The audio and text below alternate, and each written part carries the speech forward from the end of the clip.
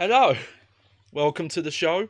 I'm your host, Johnny Baghead, and we're going to do something weird today. I've been wanting to do something weird, specifically with this. I'm actually got, look, big full cam. Sorry that it's 480p, because that was just a quick.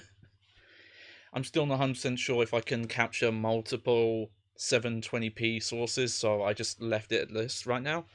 But we're doing something today. I got dressed up for it, got my the kids call it drip, but I'm going to call mine swag. My outfit for this. We are going. I'm going to leave this up in case people want to see later. When we swap games, we're going to use this today. This is the PlayStation Move Sharpshooter controller. It is real. I didn't make it. Didn't make it myself or order it off of Craigslist. This is a real thing Sony put out that, frankly, I had never heard of. The picture I have there, that is a slightly different model. I think it's the same, just the color's different. And I'm kind of surprised that they sold one that looks like that, because that thought the whole thing was after a certain period of time they didn't like to sell, like, you know, toy guns that were grey. So what this is... Oh, there's something else I should have grabbed. I'll grab that in a second. So what this is... What is this? Johnny, what is this? That's the tone of voice I'm expecting people to have today. But what this is... Now, there are other official and unofficial, but there's two official gun attachments for the PlayStation Move controller. You know what? I actually am going to go get it. Hang on. I'm not going to BRB for this. I did mean to bring it over earlier, and I forgot.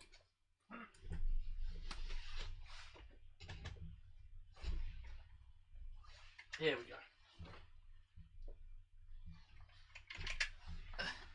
go. Let me get back in frame. Whoa, this is a weird setup. So, I'm back. Hang on. Got my bag in a ruffle. Okay, so there are two, as far as I know. There's chat, by the way. If you ever see me look over there, that's where I've got chat. I might have to move it at some point. I'm not sure. We'll have to wait and see. But there are two official, as far as I'm aware, PlayStation Move gun peripherals. There's this one. Now, this one is pretty basic. It is... So the way it works... Hang on. Is... You stick the Move controller in here. Oh, actually, maybe I should start... Okay. So, back in the day, back when PlayStations were made of wood... actually, not that far back. Yeah, let me move that down a bit. Okay. But... And I'm bad at my number generation. I think this is the 7th gen. The Nintendo Wii happened, and it blew up. And it specifically blew up with non-gamers. You know, people who didn't regularly play video games. They were like, whoa, I can play this. I can wiggle this remote around, and that's fine. And Sony and Microsoft obviously were like, well, we want money too. We want that money. Surely we can do it. And Microsoft had some success. They had the Kinect, which was not using a controller. That was one where it detected the body. And no, it had some shortcomings. In fact, it was going to have its own like onboard processor to make it powerful enough to do the decent tracking. And they had to take it out the last minute. So a lot of games had to compromise. But that did... I think it sold like 10 million copies like of that thing. And that's why... The Xbox One originally was going to be like, we're going to package this in. Every system's going to come with one, and it's going to be not required, but integral to how the system works, right? And then Sony, yeah, I'll take it out of the thing so you can see it, if I can. There we go. Sony's answer was the PlayStation Move, and the Move is more closer, just doing exactly what the Nintendo Wii did. The main difference is that the tracking is different in this. I don't know if the PlayStation Move controller actually has gyro accelerometers or not, but the main thing is that there's a camera, like an actual physical camera, and this ball lights up, and they use that to track, and that lets them do more advanced things. It's still not 1-to-1, but if anyone knows the difference between like the Wii and the Wiimote Plus, this is closer to the Wiimote Plus, and probably a bit more advanced than it, right? And because there's a camera and a specific light, it can see depth. It can see when you're moving around like this. And I don't think the Move did amazing. No, funny enough, it ended up getting revived when the PlayStation VR was made a thing, because they still use the camera and light tracking for both the VR headset and the controllers. They still use the Move controllers. Funny enough, I remember before the PlayStation VR was a thing, even at the launch of the PlayStation 4, Move controllers were cheap. Move controllers were like, you could find a bundle of 2 of these for like £20-30. And then the Move got announced, and Sony were like, here's our new controllers. They're like £40 each. And then they were all expensive again. This is specifically a PlayStation... I think this is a PlayStation 3 one. Actually, I'm not sure if you can tell, but they are shaped a little different, the PlayStation 3 ones, but they work on both. Because they both have the same technology in them. There are separate PlayStation 4 ones, but they are about the same.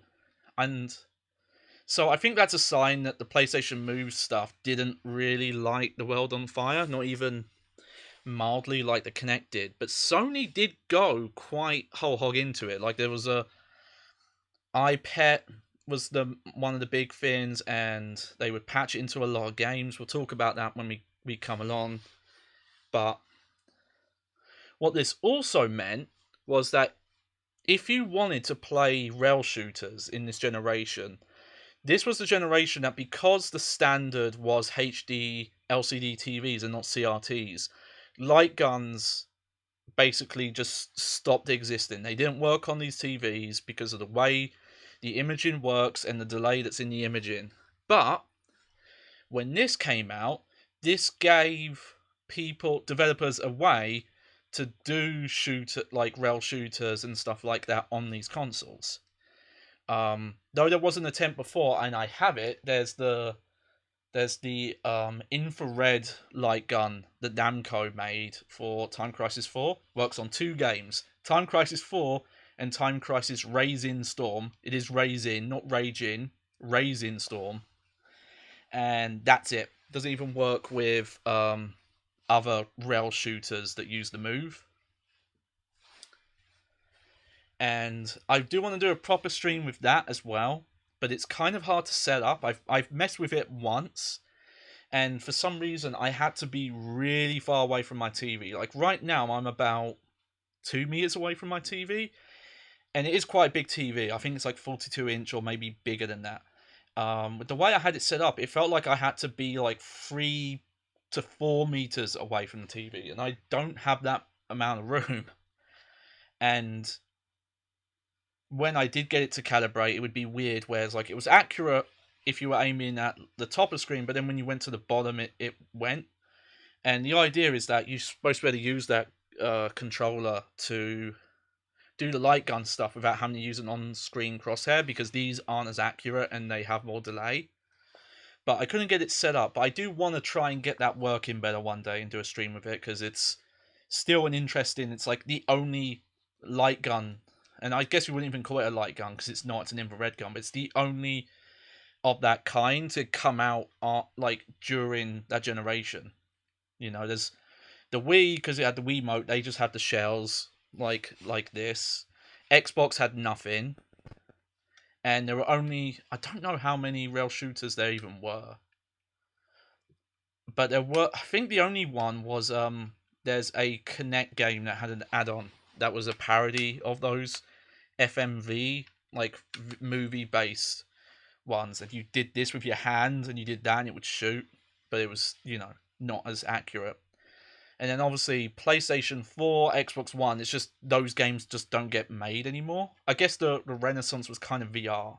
VR does let you do this stuff again, and I'm kind of hoping that one day people go really in depth and try and use VR to bring back rail shooters. But so that's the history lesson. But Sony did go quite whole hog on this in terms of patching in support for the move into games.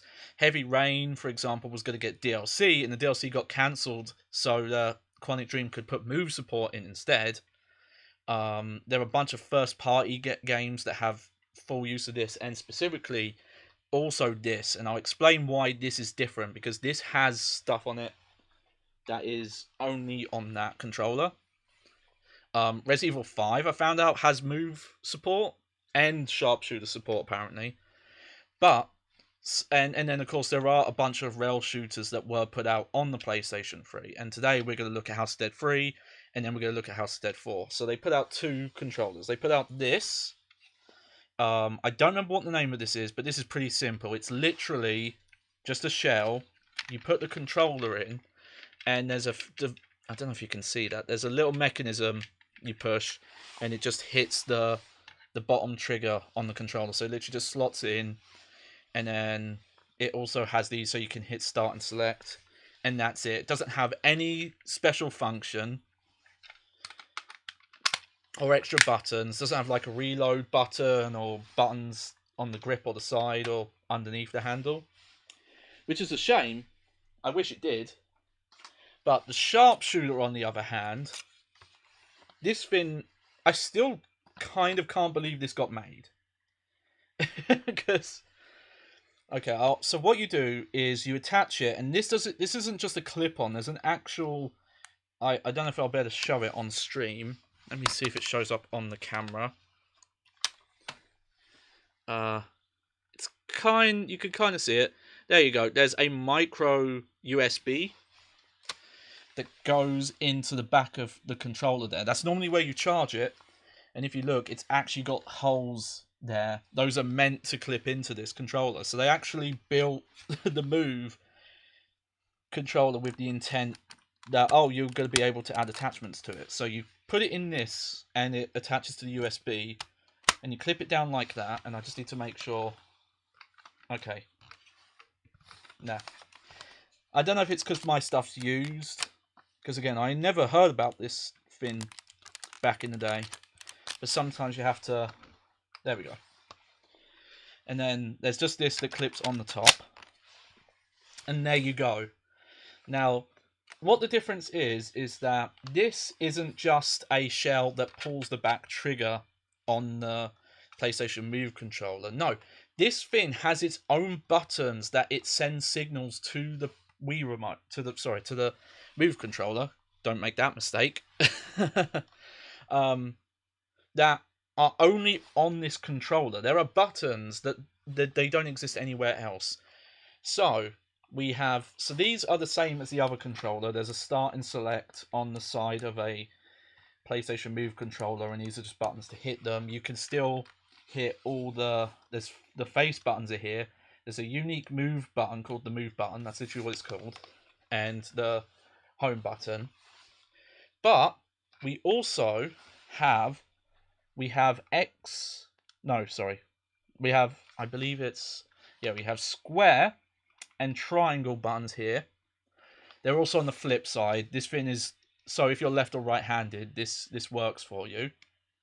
We have the trigger, and the trigger is actually tied. It's not actually tied to this. It registers this as its own trigger, and this trigger becomes a separate input, and I'll show you what that does in a minute. I don't know what games this works with. This is a fire mode. You can go to single fire, burst, and full auto. The only game I can think that works with is SOCOM 4. But I haven't tried that game. I will get it at some point because I want to stream it. This is a button on the just under the trigger. This is the move button. This is that big button that was on the top. And this lock, you push in, and it stops you from accidentally hitting the button. That's all it's for. And then you have this here, and it's kind of hard to see. Let me move it here. This moves up and down, and it technically is just pushing the trigger on the PlayStation Move controller, but this lets you have a like shotgun cock style reloading. And then there's also an actual just reload button on the bottom here where the clip would be. We're not done. We're not done. There's also the stock is fully adjustable. It has like 3 different levels, I believe. Like there's that, and then that. And I don't have it put in today, but this down here is for putting in the PlayStation Move navigation controller, which is basically the PlayStation's version of the Wii Nunchuck, where it's basically half... Oh, I have it somewhere. Where did I put it? Here we go. It's basically half of a DualShock 3. It's this half of the controller, just cut in half. So you have the shoulder buttons, 1 analog stick, and the D-pad. And that's... I do have one. I don't have it set up today, though, because the games we're playing don't use it. But that's for a few games that have move support, but are more complicated games. And you can put it in here, and then you clip that in. I will say, it doesn't fit as snug as I feel like it should. I don't know if it's because there's little padding on the inside of this. Maybe it's been worn down, so it doesn't grip onto the controller as well. Unlike the unlike this thing, it doesn't have like the navigation controller doesn't have prongs that make it latch in. There's also a hole here. That's just if you have a wrist strap tied to the controller, you can wire it through here. But also, I don't know, wouldn't you just take the wrist strap off if you're putting it in this? Because you don't need a wrist strap for this. Same with the hole down here. That's for putting the wrist strap in. But yeah, this is a real thing, and it doesn't feel cheap. It like obviously it's plastic, but it feels about the same build quality of a really good Nerf gun. It functions really well, and a lot of games that use the Move stuff have actual built-in integration with this. Like, it's not just it detects it as a shell. There are games that can tell when you have this thing attached to a Move controller, so it recognizes that this is shoot and this is reload. Whereas some games have move support, but when you do that, because you're hitting the bottom trigger, it thinks you're still shooting, even though you're not, you're reloading, which is very weird. But this is what you get if you want to be a really cool gamer. This is like this is like the meme of like there's you, and then this is the guy she told you not to be afraid of, not to worry about. Okay, well, I've shown off as much as I can. I hope this camera setup's good for today. I think if I wanted to show this really in depth, I'd do like multiple cameras, but mainly now that I've shown everything, you're just gonna see it like this, and you'll see this. I'm hoping this won't be too loud. If this, because this is technically closer to the mic, so I might have to move my mic and try and put it above me. If me doing this causes too much noise, so let me know, Clarice. And okay, I think we're gonna move on and actually start the game. I have my preview up because I wanted to make sure I knew where I was looking and I can see myself, and it's just the weirdest image. Hey man, yeah, I'm cool. I don't. Okay, it does actually. I was just trying to remember if it had. It does have a little hole here that if you wanted to put like an actual strap to keep it carried around, so you could leave it like that and it would be around your torso, you could let it hang loose. There's an actual attachment so you could put a strap on it, I don't think there's any other holes though, but you could use the navigation hole, I guess. But we're going to actually move on to House of the Dead 3. Now, I streamed the Wii version of House of the Dead 3 on Halloween, which was actually a while ago now I think about it. It was over a month ago, because that's time. Woo! But this is a PlayStation 3 version. It was a digital only, and unlike the Wii version, I'm gonna have to figure out where I want to put the camera for this, because I think this is widescreen, and I'm not 100% sure where I'm gonna have to put the camera. I might have to shrink it down as well.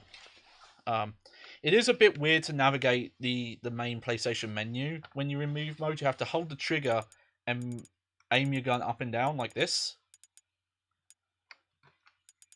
And then you can use, because I've got the move button down here, you can use that instead of as X. But here we go. We're going to do House of the Dead 3. So this version is a lot closer to the arcade version. Let's see. Oh, it's glowing. Look at that. So yeah, so it has to glow like this for the camera to track it properly. Here, I'm probably gonna shrink the camera a bit. 18th, 1998. My webcam a bit. There we go. So we'll let this intro rock. For some footage of House of the Dead. 2000. Yep. There's House of the Dead 2. Welcome. Very nice. Again, I might have to adjust some stuff, because if the mic is picking up me reloading, though I'll talk about that. There's something weird with this version that you can't change. I wish you could. But we'll get into that when the game properly starts. I might turn the game down a bit more. I think this is a loud game. But yeah, visually, visually this is a lot closer to how the arcade version looked. If you were here for the Wii stream and you saw the visuals of that, you'll see it. It's like night and day. Which is kind of crazy that when this game came out, it was so advanced that the Xbox and the Wii still couldn't do the visuals that well. Though it's kind of funny because this pre-rendered video that I think was from the arcade doesn't look as good as this version looks because it's high resolution. I think that's the only difference. Like, the visuals in the arcade were nicer, but this is HD. But obviously the arcade would have actual light gun support. This also does not have that exclusive extreme mode that was in the Wii version where you could block. Even though it could, that's the weird thing with this version. You think that they would have just stuck that in because, I mean, this motion would let them. We'll do House of the Dead 4 as well. House of the Dead 4, the arcade version of that actually had some gyro in the controllers. So that game actually has some motion rumble stuff. The House of the Dead. Right, so we're going to configure our controller first. So let me aim the camera. Okay. Yeah, okay. I think I am going to adjust the mic. Okay, let's see what I can do here. Okay, how do I sound? Can you still hear me? I think that's what I'm going to have to do, is have the mic up there. That should be okay. I can... Yeah, I know. I had to sort my mic. I can put my mic level up a bit more. Yeah, I will. I'll raise the volume on the mic just a little bit. There we go. If that's all good... Okay, so here we go. Aim at the camera. Boop. Boop. Boop. There we go. I don't know if you'll see it on here. Like, it is mostly accurate, but it's not one-to-one. Like, if you do that, the cursor is lagged a bit. So, this is a pretty... It's a little bit of a bare-bones version. I'm trying to think what the Wii version had. It does... I think it does... So, I think it has the time attack mode that the Wii version had, but it doesn't have that extra mode. But it does have leaderboards. I don't think I have this console set up on the internet, actually. I think... Which is weird, because I thought I had the Ethernet cable plugged in. But I don't think I'm actually online right now. But there's actual leaderboards. And they're all up, though. I think it's something where you can all the top leaderboards are all hacked, and it's really obvious because they have a crazy score and in no time. It's like, man, why the fuck does anyone bother hacking this leaderboard game of all games? Like, just to prove a point that we can, I guess. But we're gonna go through. I don't know how well I'm gonna do. We're gonna do free play, honestly, because I just don't want to have to. If I'm rusty, I don't want to worry about how much. Hopefully, the glow won't be too much of a problem on my cam. I could try cropping it a bit, but let me get in and just see. Yeah, so there's survival, and then there's time attack. You can do all chapters, or you can set specific ones. This has 2-player, obviously, so you can use 2 move controllers. We have multiple difficulties, though. Again, the difficulty barely changes anything, in my opinion. We got easy, very easy, normal, hard, and I think there is a very hard, but I've not unlocked it. But I'll stick with easy for now. I'm just gonna put max lives and credits on, because who cares, you know? The only thing that really matters is if you want to get the extra endings, which there's a trophy for getting them all. It doesn't matter. I mentioned this before when we played the Wii one. I might turn my TV down a bit more. This game is actually really loud. To get the extra endings in this game, it doesn't matter your score, it doesn't matter your ranking. What it cares is how many credits you use, and you have to use, I think it's less than 3. So you can't continue 3 times. So it doesn't matter what your credit, if you put it to free play or not. Putting the lives up is the main thing that helps.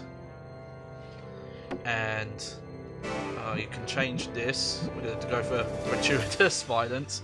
And obviously you could customize the blood color, because to kind of get around Japanese laws and to put them in arcades, in the arcade versions, and you saw it in that opening video, by default the blood color would be green. I'm just going to stick with red though. So, and if I remember right, when we did, I kind of want to look this up, but I don't want to waste the time. I think when we did the Wii one, I'm trying to remember what path we did, because I want to try and do a different path. Okay, I'm pretty sure we did the regular path, so I'm going to try and go the reverse order this time. Now, if anyone's played this in the actual arcades, this game had like shotgun controllers. They're probably my favourite arcade light guns I've used, because they were big. They were like about as big as this, but they were way heavier, and they had a pump action thing, and that's how you reload it. And I do prefer that with this. If you play the Wii version of this, you have to reload by aiming off screen, which you can't reload as quickly as you could. Now, here's a thing you might have noticed here. I'll do it here. This game has auto reload, this port, and you can't turn it off no matter what. Which is weird. I don't know why it's just on. It doesn't matter what difficulty level you pick. But I will say, if you actually manually reload, you can reload quicker, because you can cancel. You can reload whenever. You can. There's no cooldown of like when you shoot and you can reload. You can like do that. See, you can reload almost basically a frame after shooting. Okay, this game's not wide. I forgot this. Even this version is not widescreen. Do you know what then? If this version's not widescreen, oh, damn it! I was gonna pause and move the capture over that way, but every time I pause, it goes back to widescreen. Okay. Hang on. Let me try and guesstimate it. Let's see.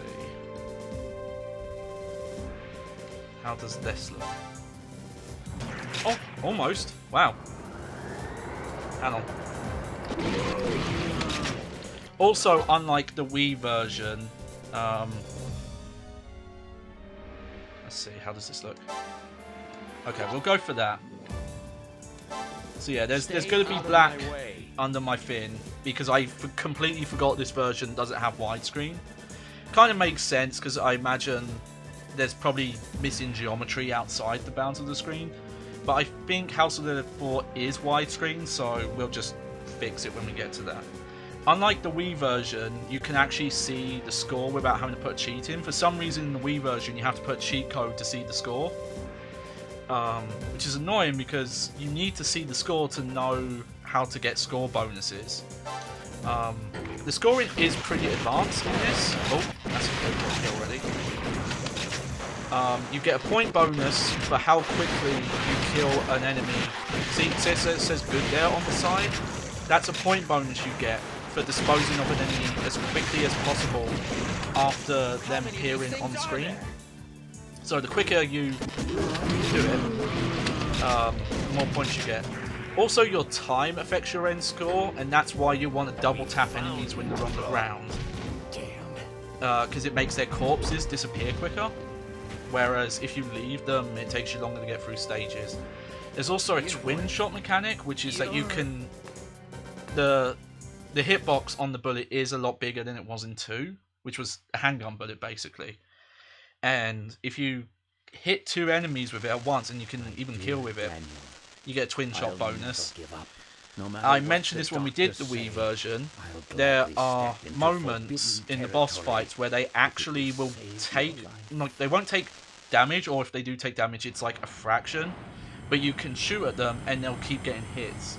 And I remember some of the guides mentioning the boss in the second area, like when you can pick areas, saying that, oh yeah, you can't shoot this boss in between its weak phases, but there are actually phases you can still shoot at it and you will get points. I promised Mom that I'd bring him home. We've still got the amazing voice acting.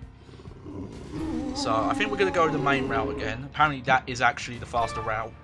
The parking's not the route you want to go. And you even get more points this route, apparently. There's just more bonuses. I find, actually, you don't want to rapid fire, because there's a lot of points where the enemies are, they have iframes, like when they're falling down, but they're not completely on the ground.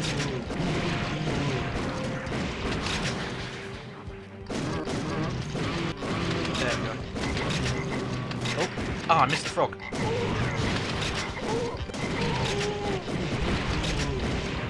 So, yeah, if you fire too quickly, you actually seem to do worse. But even though this game has it where if you auto fill, yeah, I think it's if you, yeah, as soon as you empty the clip, it auto reloads. There we go, got a bonus. But honestly, you can actually reload quicker if you manually reload. So even though there is the auto reloading, and you can't turn it off, and I kind of wish you could, because you can fire faster if you manually reload.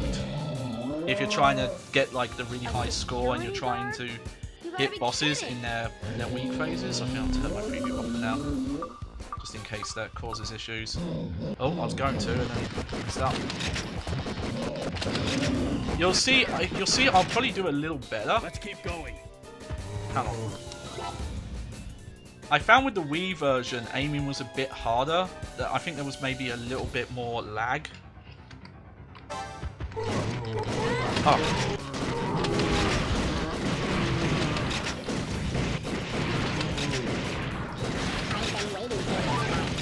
There we go, got score bonus there. I think there's maybe a bit more lag on you moving around. Also different than the Wii version, and I think this was in the arcade version. Oh, that bothers me. That happens a lot where you can hit him. There you go, got a bonus life. You can hit that guy and get hit still. You can deplete his health, but still take a hit. There we go, there's the double taps. Also, in general, if you finish an enemy or an encounter, you're best to reload instead of trying to use up all of it and then reload, because it's still faster. But again, I can't tell you how... Oh, hang on. get the extra hits in. You can probably hear the controller does rumble as well, which does affect the controller a little bit, but you can't feel it that much. You can pretty much only feel it in the barrel. There we go. If you look, see, every hit I was getting there was putting my points up.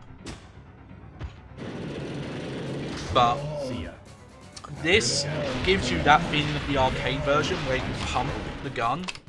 It's so good. Yeah, you don't get a high rank if you get hit a lot, and you don't get the extra life. That's more what they care about in the ranking. You all right, Lisa? But again, if you want to get the best endings, just a little shaken up. you just don't use as much continues. Yeah, so we're gonna go this route. No, we're gonna go backwards. Because I'm pretty sure when we did Wii, we went from left to right. Yeah.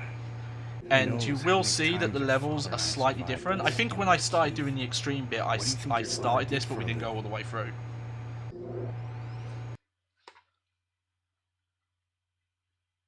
But Look, Daniel. again, this is one of the games. If you go into the help menu, you can actually see that it will show you this if you have it plugged in. This is one of the games where Sega will put the effort into. Yeah, we'll put functionality in for this fucking thing.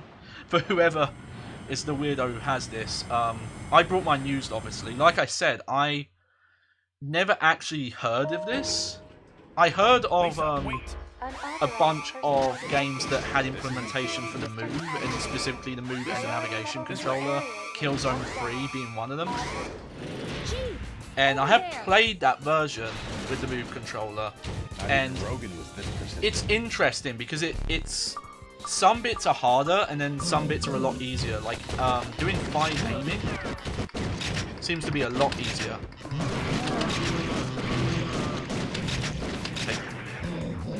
So yeah, this guy keeps coming back here. Just gotta shoot him in the head and then get your bonus hits. But yeah, if you're familiar with how the Wii version looked, like a lot less gore, a lot less blood, the model quality, especially on those slimy enemies, those were the main ones that I remember looked rough. Oh, damn it, missed the bonus.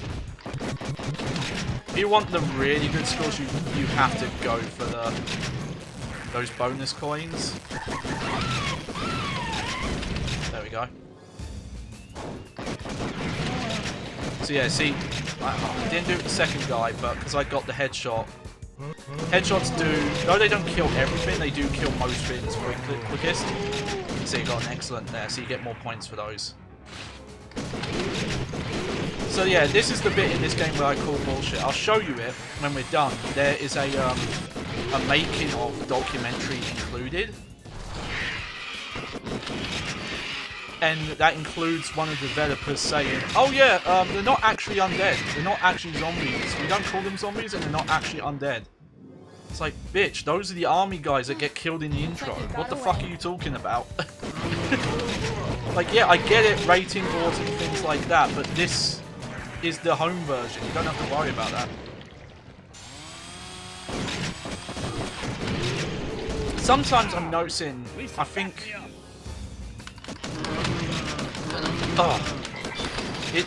though you don't lose life like you do in Time Crisis 2 in those rescue moments, if the person gets hit, you get a bonus life for doing them, so they're good for that. But also, you have to complete all of those to get the secret room that gives you tons of points at the end, and it's hard. There are some of those that are really hard. Okay. I will say, because of my arm issues, it's not too bad. It can definitely get a bit on my arm to hold the controller for a while. It's probably the heaviest like gun controller you can use on a home console. Going back there again. Yeah, double tap. Oh. Oh yeah, this bit. This bit's a bit weird to try and get hits in.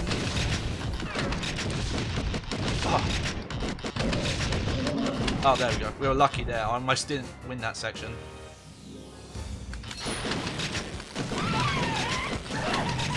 What? Oh, that was close. Hey, don't touch me there. Don't touch me. I hate the way he says that. Don't touch me there.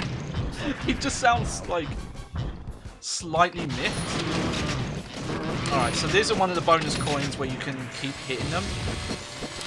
Like that. So if you want to take the extra time, you can avoid shooting the enemy and just go for the bonus coins. Yeah, I think the lighting here, if I remember on the Wii version, this area didn't even go dark, it was just full bright. For some reason the Wii version just doesn't have lighting. There we go, get our extra hits in.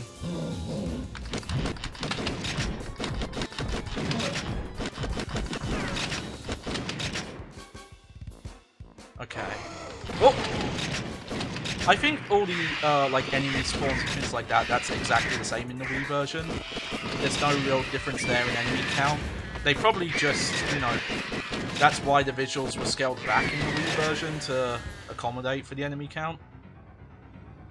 Oh yeah, those guys. I love these guys because they're not there when you come in, and there's nowhere for them to come from, but they just... There we go.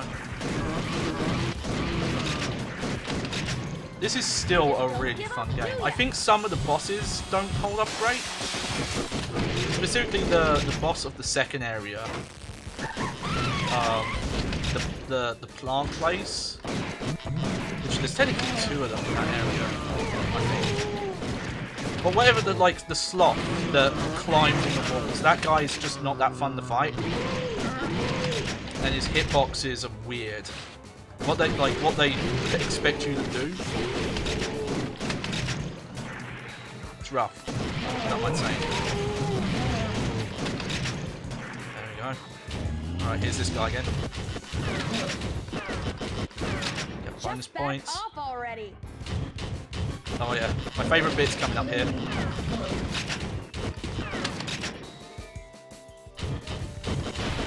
It is funny that it is the thing. I don't know how I would find an arcade version to check this. I guess I have to look up footage. I don't remember if the gun was on screen in the arcade version. It kind of feels like it wouldn't. When a lady says no, she means it. Yeah, and I'll watch what G does here. It just points as well. I don't know why. That's really funny to me. Yeah. I'm getting hit way too much to get good ranks on these. Close. That's really what they care about. Okay, so yeah, we're gonna do the bioplant. I'm sorry. I should have reacted faster back there. You're being awfully honest, aren't you? I Don't love these cutscenes. I know. I kind of like so how stubborn in front of my dad. yeah, if you need to leave early, that's fine. But I like her design is kind of just Heather Mason from Silent Hill 3, just without the sleeveless jacket. And her face looks way worse. Most of my research. I guess that was just a really popular design in Japan at the time, just like the sassy Western teen with no sleeves.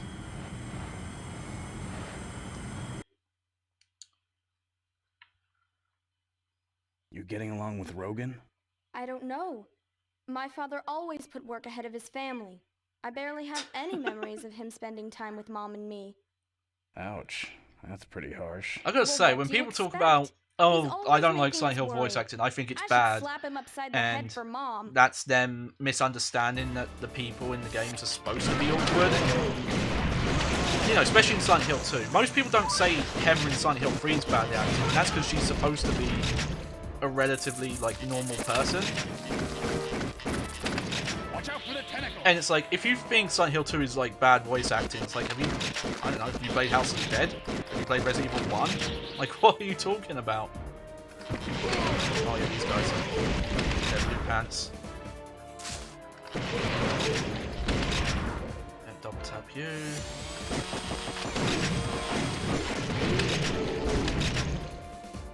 But yeah, this is a good room, I think, where you can see the green slimy guys and how much better they look in this version. Just the lighting is better on them, and they have way better textures. And just this in general, like, most of the lighting is just gone in the Wii version. I barely played the Wii part, the Wii version of House of the Dead 3 because I had this. And aside from that bonus mode, like there wasn't much reason to play the other version. It's like we're in some But after giant playing it on plant. stream, I didn't realize like how different the graphical quality is. Ah! Oh, that was close. I think I was on like a few frames later, and he would have got hit there.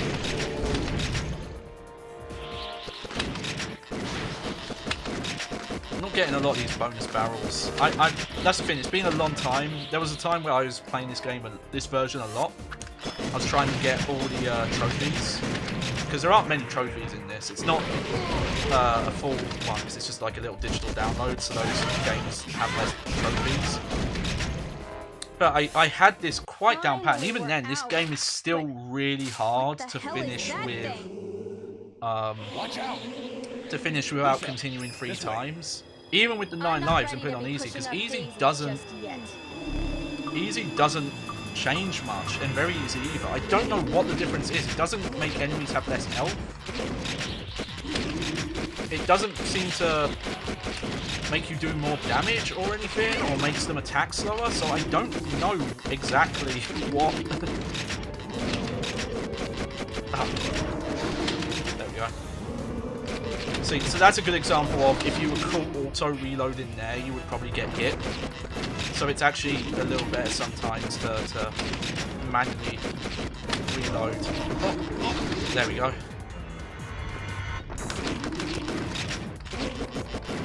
This, yes, you get points, but this boss you actually do a tiny bit of damage when you shoot this part.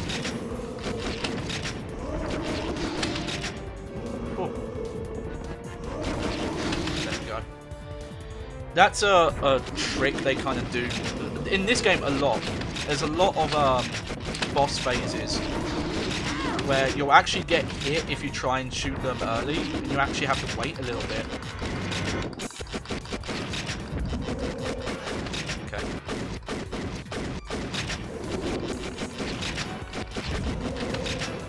The auto reload comes in handy there at least, and apparently based on guides. Oh.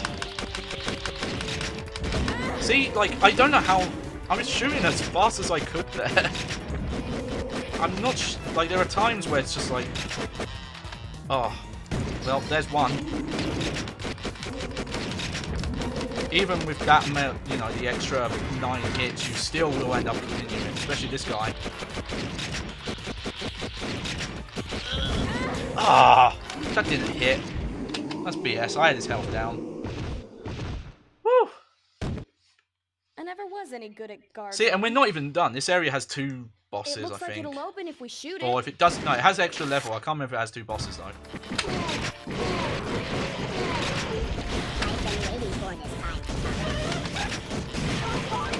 Okay, there's a small bonus. Oh, that was close.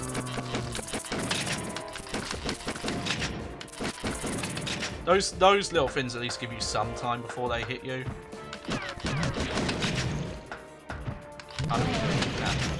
If you're good enough, you can kill those guys when you're on the stairs, so you don't even have to stop and finish them off there. These things are getting on my nerves. There we go, I've got extra life there, that's good. Double tap there.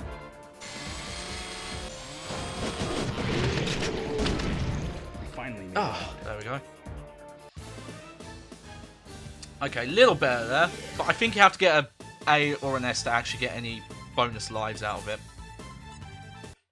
Worried about Rogan? It's not much, but it's still having to hold this thing up the whole time. You don't realise how much it strains your arm to hold them up like this. You can, no, with this you can kind of rest it a bit more neutral. But, you know, to keep it up in a way where you can move it around fast, you don't realise how much it takes out of you sometimes. Daniel, Until you do it. Genes will change the future. The magician and the If people don't know, that's the main antagonist of House of Dead 1. And he's referring to some of the bosses there. I will say this is a overall easier game than 2. 2 especially is a really hard game. No, I wonder how much of that is it being on the Wii and the game was meant with light guns and the cursor delay and things like that.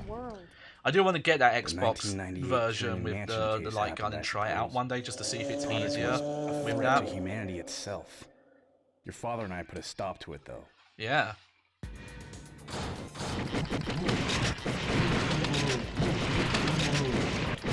It's kind of funny because I think when you put the gore amount up, the enemies will all break apart in parts of the bodies you're not even technically hitting. It's really weird.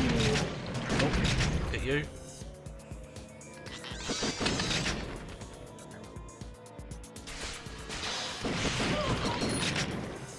Bonus.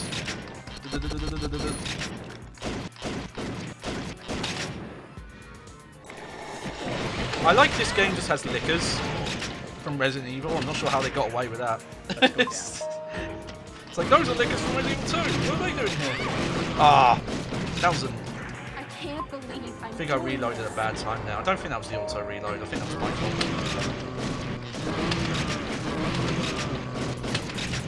It's something, I don't know how much it works because I've not tried it, but apparently if you play this game with, Lisa, back me up. Here, let me try it. Damn it, I was trying to go for the twin shot. I don't know if you can see, there is also a bit of a flashlight as well. Here, see? No, I can't remember if that was... Damn it. That guy had no... I guess I think maybe when you're on very easy headshots... see? It's an easier game, but to get the actual bonus endings, that's the challenge. And it doesn't help that there's a guide online that tells people, oh yeah, you just it's based on your letter grade you get. It's not. I tested it so many times, and I tried getting a hold of PlayStation Trophies. It's a website that has the guides, and tell them, hey, this guide has the wrong info. This is not how you unlock these trophies. And I never got a response, I'm pretty sure.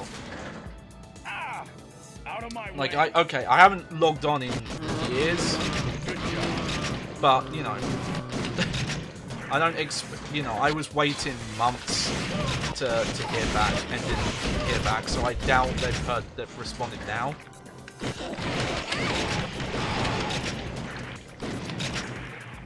You have to be so quick sometimes. Like, considering that this game is you're supposed to be using shotguns, it does feel like they want you to be able to fire the trigger at a crazy, like, shot per second rate. Oh, get some bonus there.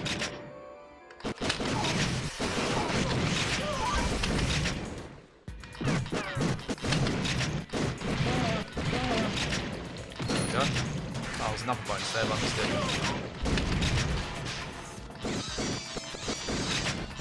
As I mentioned, the way the different routes work in here is unlike House of Dead 2, you can pick your routes. I do prefer that over this in what 2 does. Because in 2, your route is dependent on which people you save or not. Some sort of But feeding ground? It's like, if you want to see the other paths, you don't really want to play worse, and it's not like if you play worse you're being punished. Like, there are different versions of the bosses you get if you go down certain paths. Whereas what this game does is, your path through... Don't you have to do all the levels they let you pick? See, this is a part of this fight where you can shoot the boss between phases, but now he doesn't take any hits there.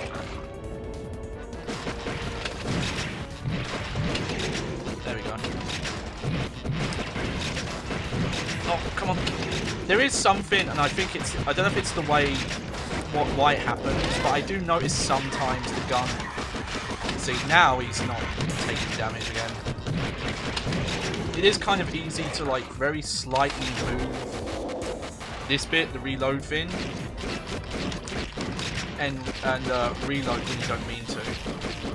Because I'm noticing that's what's getting me hit sometimes. Oh. This bit's also weird because you're, like, aiming through a fence. metal grating. Okay, yeah, not getting bonus points there. Oh, I hate this part. This part specifically feels like it was made to just steal quarters from people. Actually, it'd be more than quarters at this point when this game came out. It's probably like $1 per play. Ah. Okay, well, I don't think I'm going to get any of the bonus endings. You really have to play this game a lot and like learn the bosses like the back of your hand, I feel like, to get those endings. Which, man, trying to get those in arcades when you couldn't, you know, you would have to... You can't change the amount of lives, like the amount of hits you can take per life. Yeah, this is the one where if you try and shoot too early, you won't do as much damage or you'll miss. So you have to wait a bit and then do it. But you can hit him here and get extra points, and I think it does hurt him a tiny bit. There we go. Woo! Oh. Okay, well there we go. We didn't continue again. Had enough yet? Yeah. So stupid.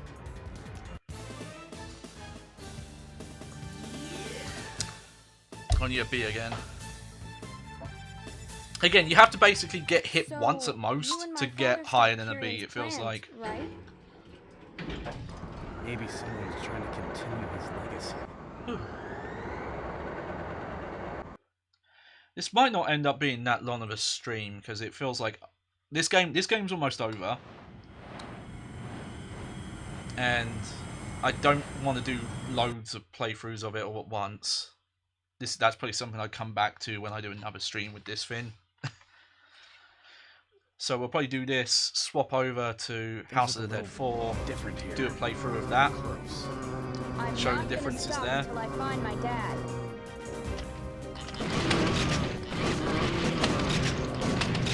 Maybe try adjusting the controller so I don't auto reload as much. Again, this is... So I don't know what this controller retailed for when it came out. I don't think I paid that much more for it though. It definitely depends on the seller. Some people definitely overcharge for this. But I don't know what it is in dollars. I got this for £40, which is quite a lot. But it's such a fun novelty, and there are so many weird little games. Like, you know, pretty much all first person, or there's one or two third person shooters that use it. Okay, well that's our second continue. So now we have to try and beat the game without continuing to get the extra ending. So 9 hits and that's it. Oh. Which is kind of doable to do the boss without taking the 9 hits. And the bit of level here is not very long. G would bring you here.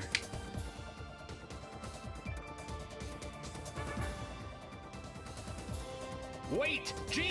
Pleased to meet you, Mr. G. Pleased to meet you, Mr. G. Dr. Carrion was my father.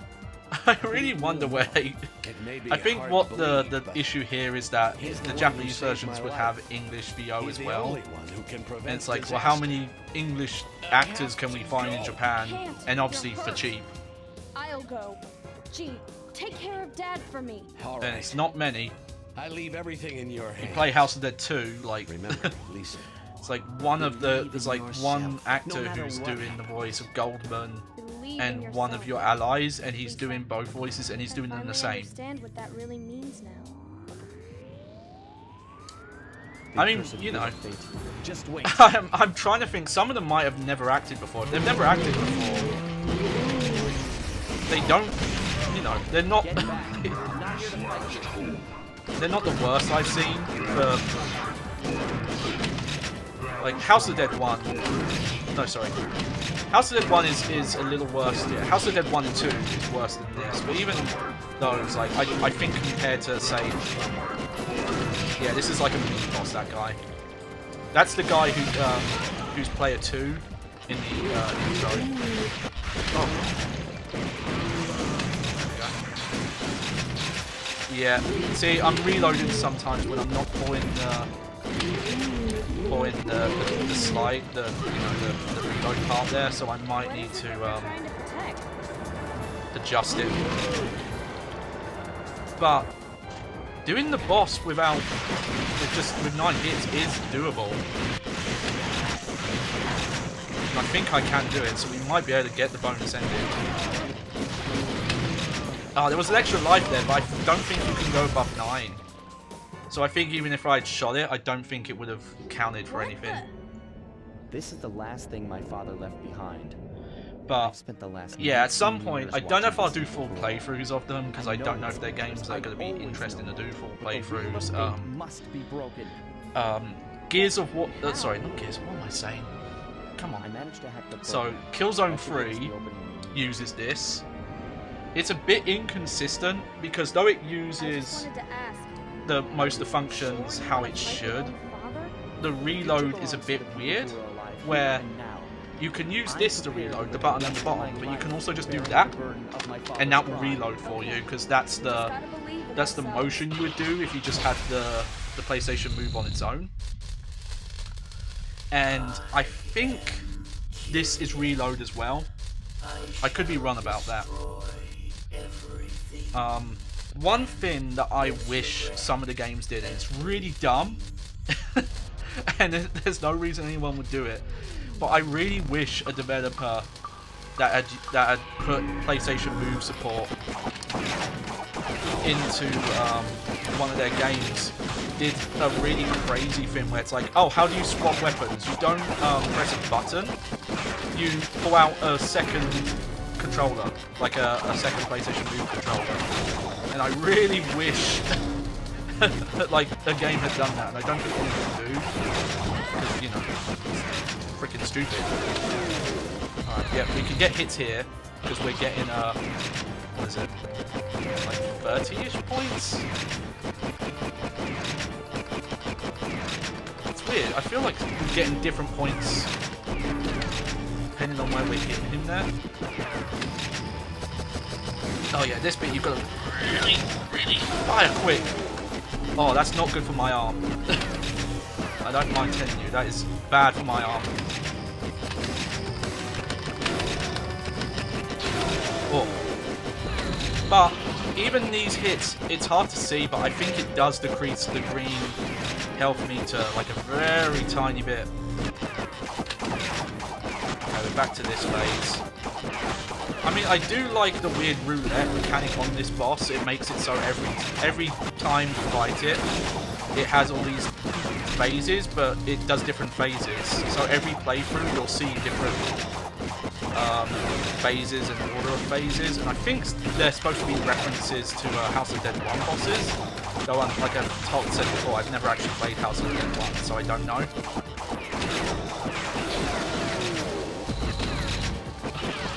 So yeah, we're still getting points.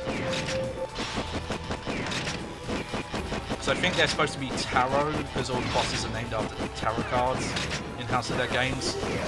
I don't know if that's the case in 4. Oh yeah, this bit. This bit's kind of rough actually, because his stupid Beyblade hula hoop lock shots. The movement there, that feels like, oh yeah, this is made for a light gun. Because trying to follow the cursor when he's moving this quick is not easy. Oh, what? Oh.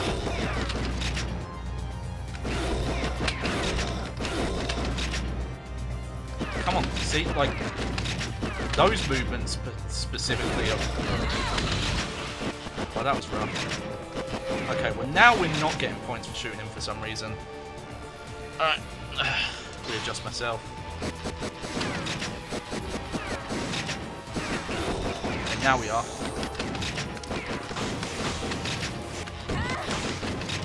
Okay, I'm being careless. I've got to shape up here.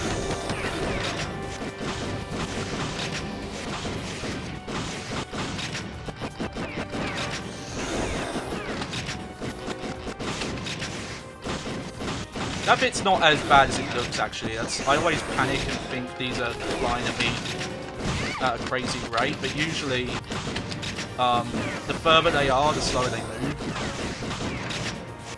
So you only really have to concentrate on 2, you see?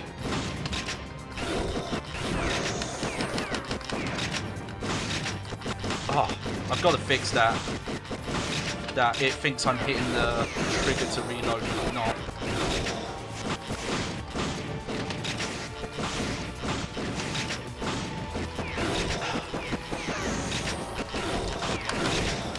I'm gonna have to take a 5-minute break between this. The plus of House of Dead 4 is gun in that's submachine gun, so it's fully automatic. So you don't have to do this to maximize your damage.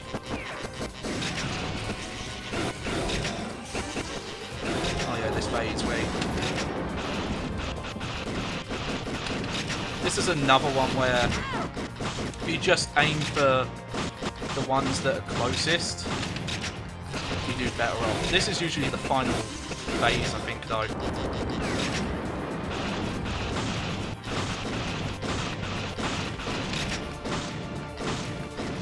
See, if you take your time on these... Oh, I'm saying that, but I'm still... There we go. Woo! Oh! Oh! Not good for my arms to do that.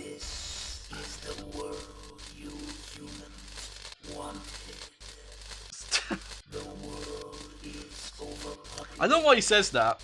I don't know what the law is. Like, did people really say that? Yeah, this is the one we want, this weird guy.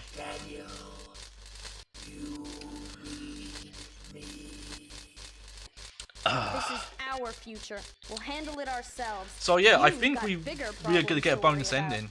You're not my father! So if you saw the Wii version, this will be a slightly different ending. I think the only bonus ending I've got in this version is there's an ending where Daniel becomes a zombie. It's really weird. He just starts freaking out. He's like, oh, Hey, let's everything's go. so unfair. They're waiting for us. People so mean to me. And then he turns into a zombie. And that's it. It's like, what?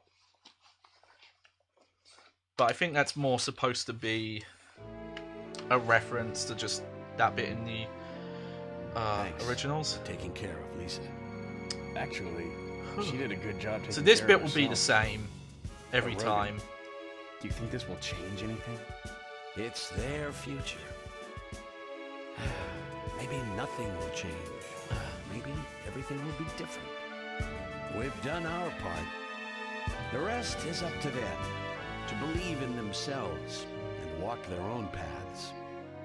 Believe in themselves, huh? Lisa's starting to sound a lot like you. Oh, wait a minute. Is that your idea of a joke? I guess things are already starting to change.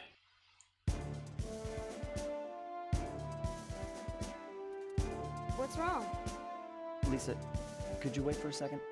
I think this should be a different ending. Because I only continue twice. Goodbye, Father. I won't let your efforts go to waste. If humans go down the wrong path again... I'll But go maybe back. I'm wrong. Maybe you can only This continue place. once? It has been a while. Sorry. Let's go. Yeah, I was wrong. Okay, so you have to do you can only continue once to get the bonuses. So you technically use 3 credits, I guess, like 1 to play. Yeah, you have to use less than 3 credits. Because yeah, your end rank doesn't matter. But I've also got a lot better rank than that. Took way too many hits in those early ones. Okay, well, let's put in our name. There we go. You'll see here if the leaderboard shows up. Whew. Oh. Oh, stretchy. Let's see. Yeah, you can see I've played this a lot. But that's weird. Like, look at that. Like, you can get a B and get a higher score than an A. That's how weird the ranking is in this game. Okay. So, what I am going to do quickly, I'm going to put this back like this. Because I don't know how rare this is, we're going to do the extra contents. And the extra contents, though it's called that, but I do want to go to the helping options and show you. See, this game has the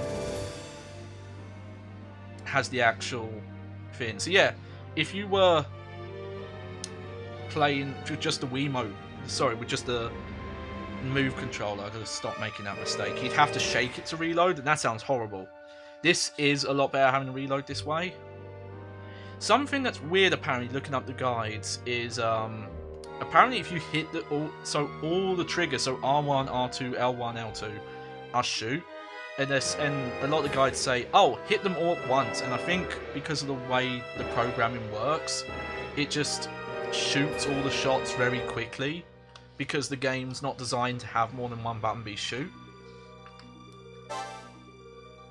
What are the settings? I'm trying to remember. Yep, just that. Credits. Controls. Yeah, you can change the crosshair. Though, I'm pretty sure... Yeah, there's not a specific thing. The only thing you can turn off is the vibration or the crosshair if you're nuts. So yeah, let's watch this. Sega. I don't know where this is from. This video.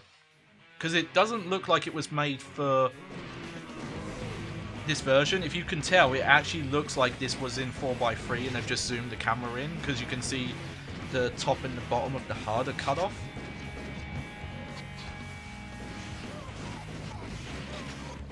But we'll watch this for a sec. It's not very long, this video. I think it's only a few minutes.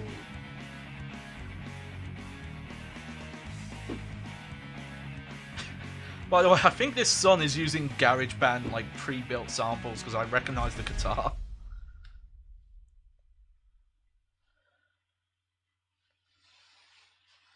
But yeah, I don't know what this was made for. In the 1990s, there weren't too many games. You know what? Offensive. I'll let this just play. I need to use the bathroom very quickly. So, y'all wait there. At least. You didn't have to have any rules against. I'll be back. You guys watch this. Blood spurting out. Or projectiles opening up holes in a body. Or body parts getting blown off. Or decapitation? Right, decapitation. This is getting a little gross, isn't it? See, we make arcade games. And in an arcade, anyone can come by and see the game.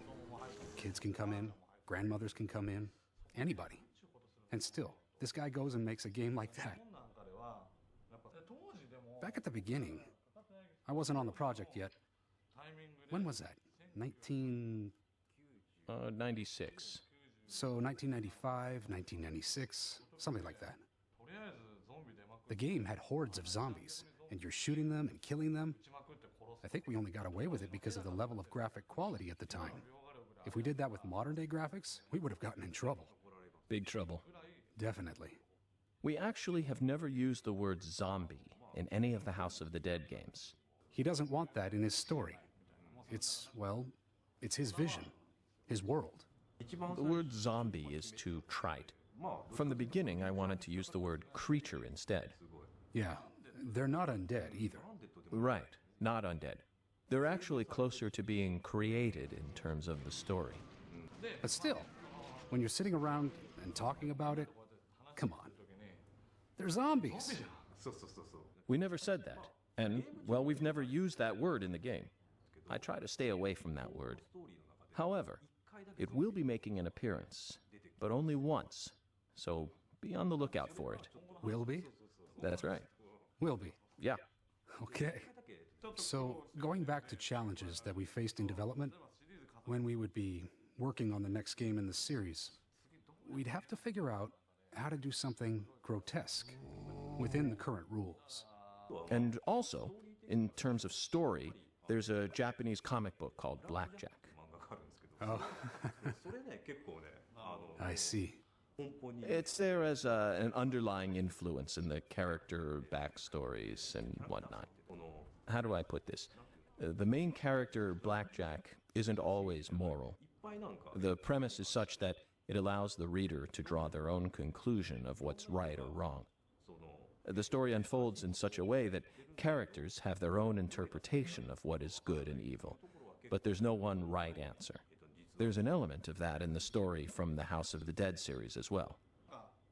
Ultimately, we can't make anything that's so disturbing to the player that they don't want to play the game. But the House of the Dead series has always had something that catches you off guard, where you think, oh, that's gotta hurt. We want to keep trying new things to make sure we always retain that. And we've spent a lot of time thinking about how to do that while still having a game we can put in our kids.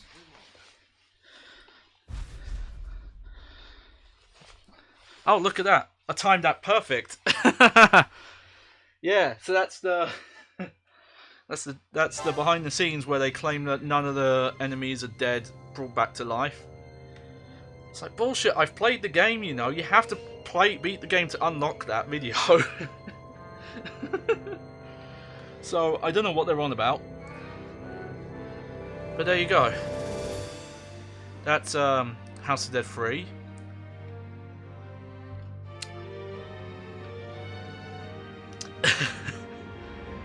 I mean, that's fine.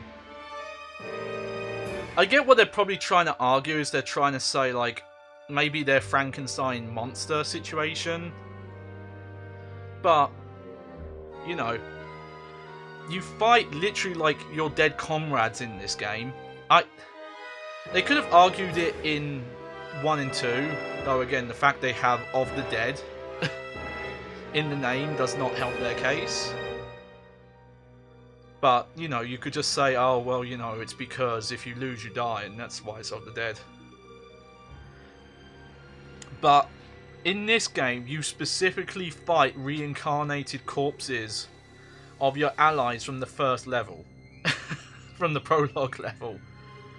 And also, in multiple games, you see people turn into zombies. So, unless we're killing people who are alive still, but also you can, you know, blow holes in their stomach, and some enemies you can blow most of their head off and they'll still come after you. So I feel like that kind of solidifies, no, these are dead. Okay. So that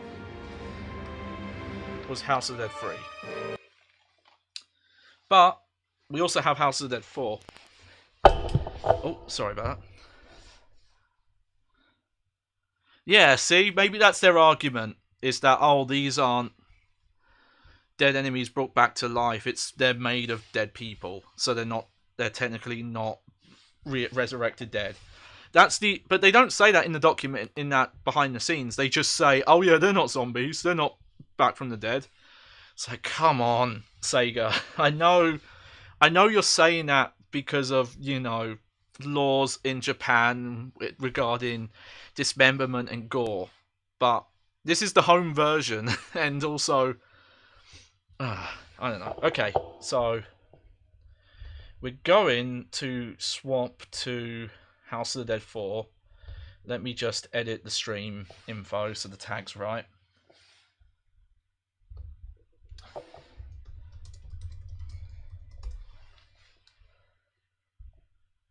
There we go. Okay, so I think this game is widescreen, but I didn't remember that 3 wasn't widescreen because all the menus aren't. So, funny enough, the reason why I ended up getting a lot of these is earlier this year, I'm sure you remember this, Clarice. Clarification, crazification, as I call you. At one point, Sony came out and they were like, oh yeah, we're just going to take down the PlayStation 3 store and the PSP store and the Vita store. And, you know, everyone was rightly upset about it. And though I didn't get too much, I was one of many who was like, okay, then I better buy stuff. Because I didn't trust Sony not to, you know, take it down. I figured, well, they're going to. So I got this. I also have House of Dead 4. I don't have it installed. Oh, damn it. I should have had that installed. I'll have to do that separate stream. House of the Dead Overkill, I forgot, got a PlayStation 3 version. The director's cut. That was part of this bundle. You could get these separately, but there was a bundle where you could get all 3 together. I don't have them, though I found out, you know, I'll get to that. But both the Resident Evil rail shooters on the Wii, they got ports to the PlayStation 3. So I'll have to get those at some point. But luckily, and you know what? I think a lot of people thought this was because of like fan or like consumer or customer, as I prefer, because I don't like consumer because of the connotations it has about treating media as a consumable product. Sony reversed their decision. We're like, oh no, we're not going to do it. The one thing they have done now is if you want to buy stuff now on PlayStation 3, you can no longer add money to your wallet. You have to buy prepaid money. And I think you have to do it separately. I don't think you can add money to your PlayStation 4 wallet and then log on to your PS3, though I could be wrong about that, so double check that. But they did make it a bit harder to get stuff now. But for a while, I figured it was like, oh yeah, there must be a demand. But not many publishers do this, but Capcom has a section on their website, on their business website. I don't remember the URL, but they call them Platinum Titles, and it's a list of all of their games that have sold more than 1 million copies. And if it's sold more than 1 million copies, they publicly show how many like sales they have. Not to the number. It's like they'll show up to the 100,000. So if a game sold, so it will show like, oh, this game sold 1.1 million, but it won't show any decibel smaller than that. And I realized that there are still people, and they can't be physical sales because I don't think Capcom is making physical copies of PlayStation 3 games anymore, so they have to be digital. There are still hundreds and thousands of people who in the last year brought the digital versions of like Resident Evil 4 and 5 and 6 on PlayStation 3. Because so you'll have to go to the website yourself to see it, and I've talked to you about this. I've talked to you, Clarice, about this. Capcom's weird where the PC version they'll count separate, or downloadable versions they'll count separate. They won't count Resident Evil 5 and the PS4 or the like newer ports. They count them as separate. So you can tell that this is specifically digital downloads of the game because of the way they have it listed. So I was like, oh, the publishers must have complained and said, hey, we're still selling hundreds and thousands copies of our games on that storefront. Don't take them down. Because you're literally making us less money if you do. And I don't know how much that applies to everyone else. Also, I bet everyone panic buying in that summer before the date was supposed to come up probably also helped Sony a bit. Someone could be a bit can get into the conspiracy side of it and be like, oh, did they fake announce it? They said they were going to close it, but it was just to gauge how many people would come and buy stuff. I think that's a stretch. The fact that they've made it so you can't add money to your PlayStation 3 on the PlayStation 3, you have to do it with a prepaid card, makes me think that no, they were legit planning to shut everything down. And people and publishers, like I think that's the part of the story people probably overlooked. I'm pretty sure publishers moaned as well and said, sorry, but people are still buying these versions of these games. In 2003. Okay, so I think this game is in proper widescreen. This is a weird game because it's set a very long... When is it? I think it's actually set before 3. 3 is like over a decade after 2. Whereas this is not that long. This is less time after 2. Still alive? And it's, even though it's 4, the story is more a sequel to House of the Dead 2. It's very weird, the whole timeline and stuff. Also, obviously it doesn't come up in my stream because I don't stream at 60 frames per second because I've done some tests. This computer can't handle it. these versions do run at 60. I will say this game does have some frame drops, but it seems controlled. It's specifically when you go into cutscenes. Some cutscenes run at 30 FPS, but pretty much in all the gameplay it runs at 60. But this is House of the Dead 4. Yeah. So this is a very different game to House of Dead 3. Here, let me do my calibration.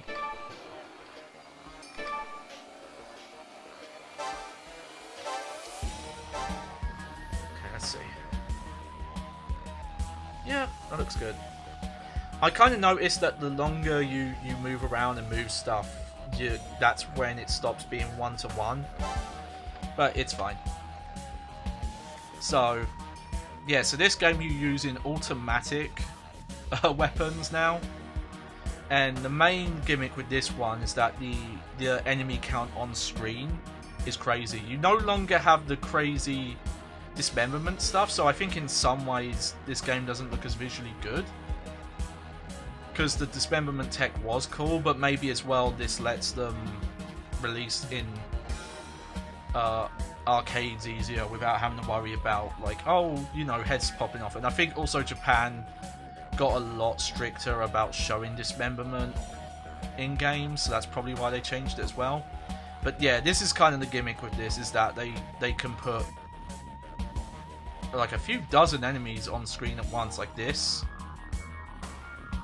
and it's more about crowd control. There's also a grenade now where you can attack with a grenade and take out big areas like this, like there's too many. But there's also motion stuff. You didn't see the prompt, but when enemies grab you, they could grab you, and you have to shake the controller. I will say that motion stuff gets a bit more awkward with this, because I found the easiest way to shake it is to put the controller like this and do that, because I think that is a bit too awkward to try and shake it like that. So I always do this when you have to shake in this game. But I think this is the only home port of this game, because it was made once arcades started to do HD visuals. Though again, the arcade version did use I forget if it was a light gun or if it was an IR gun. I think it might be an IR actually. It's some really crazy tech they did to do light gun without using like CRTs. But we'll see when we go through this game. It's a bit different from 3. It still has the pick a path thing, but instead of like, oh, you do these 3 levels in any order you want, it's a set order, but then every level or so has a split where that dramatically changes the level as you go. So this is the one that gives you the most control in the split paths, because in House of Dead 3 it is a bit weird that if you want to see certain paths, you have to go from one level to a specific other level. Even if you pick it third, if you don't pick the right one beforehand, you won't see that path as well. But picking the paths there is mainly for getting the bonus endings. I think this has a similar thing where there's bonus endings as well, but I can't really remember. This also has, they actually put out like a mini like update campaign. I think it was technically a separate machine, and this has both of them, where it has like a prequel campaign. Now I don't think I've played it. I can't remember if I went through that. I might have gone through that, but we'll go through that today. I'm just stalling for a bit. Just getting all loosey-goosey, getting comfortable. I have quite a weird stream setup because I have back and right arm issues, so I have to stream from a bed and have a backrest. And on short notice, because I with the internet issues I had, I almost sure I wasn't going to be streaming today. But this is the best setup I can do. The mic seems to pick me up okay. Again, let me know if I should increase the volume on the mic or not, because I might be further away from it than I was before. But I think this lets you hear me without the reload here too much. If I go to the help and option here, you'll see, yeah, we still have reload on here. We have the gun and the shake as well.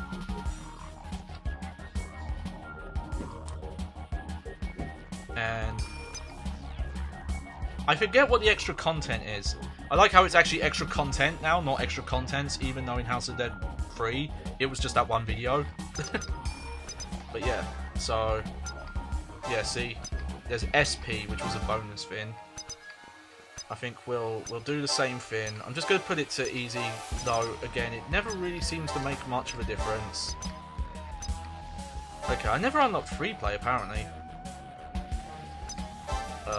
Mild, normal. So yeah, to be fair, so what in an arcade version, this would have been the dip switches, basically, if an arcade owner did want to change blood colour or put the violence down if they had stricter rules. But here we go. So this is a sequel, so there's more Goldman.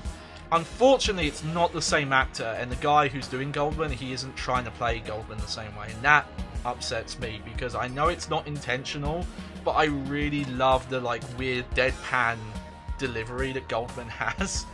Welcome, friends. And also, when he does get emotional, his voice gets weird. Especially near the end of the game, where he's talking to you directly, and he says, "Can't you see? To protect the life cycle." It's like, why does your voice go like that, Goldman? This is the final battle. Farewell, friends. So yeah, this one's actually widescreen.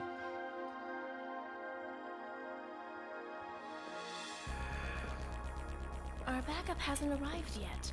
Yeah, Kate Green's a new character. Terrorist attack. That's the guy you play as in 2, James Taylor. The door down. But yeah, in the arcade version, the guns look like these, and the grenade was a button on the side, so in this one, the grenade is one of these little buttons on the side when you're using this controller, which is easy enough because you can get your finger to touch the buttons there, or you can use your thumb on the buttons up here if you want to. But yeah, this will be a little easier on my arm because it's fully automatic. You don't have to keep mashing the trigger. What are they doing here? Incoming! Alright, so here we go. So yeah, so you can see the gimmick here is that they shove way more enemies on screen. But a headshot, and it has the same combo system. Shake, shake, shake. It has the same kind of system where, oh, you get more points. It's not a combo system, but the same bonus where, oh yeah, if you take care of an enemy quick when it comes on screen. Shake, shake, shake, shake. But headshots in this do a lot more damage. You'll notice if you get a headshot, that flame effect happens and it just instant kills enemies. I don't know why they're all punks in this game. The universe of House of the Dead is very strange because from 3 it turned post-apocalyptic. It's kind of hard to tell in 3, but yeah, it's post-apocalyptic, the universe now. Yeah, so that's the prompt for the grenade. But oh no, got pushed out. Damn. Still got hit. Probably should have used a grenade then. Gotta remember that. Because you always refill on the 3 grenades at an end of a level anyway, so you should just use them. What is that? Never seen anything like it. It's a PDF developed by AMS. I love that. When this game came out, I think an iPod or an iPhone might have already been a thing. I need to look out when it came out. Which way? Which way? Which way? Which way? We go. When in doubt, head left. Like she says that that's a common phrasing that people use. Oh. You gotta because unlike House of Dead 3, you don't have the shotgun. Your hitbox on your gun is a lot smaller, so you do have to aim quite a bit more. Yeah, we'll use a grenade here. Just to show off.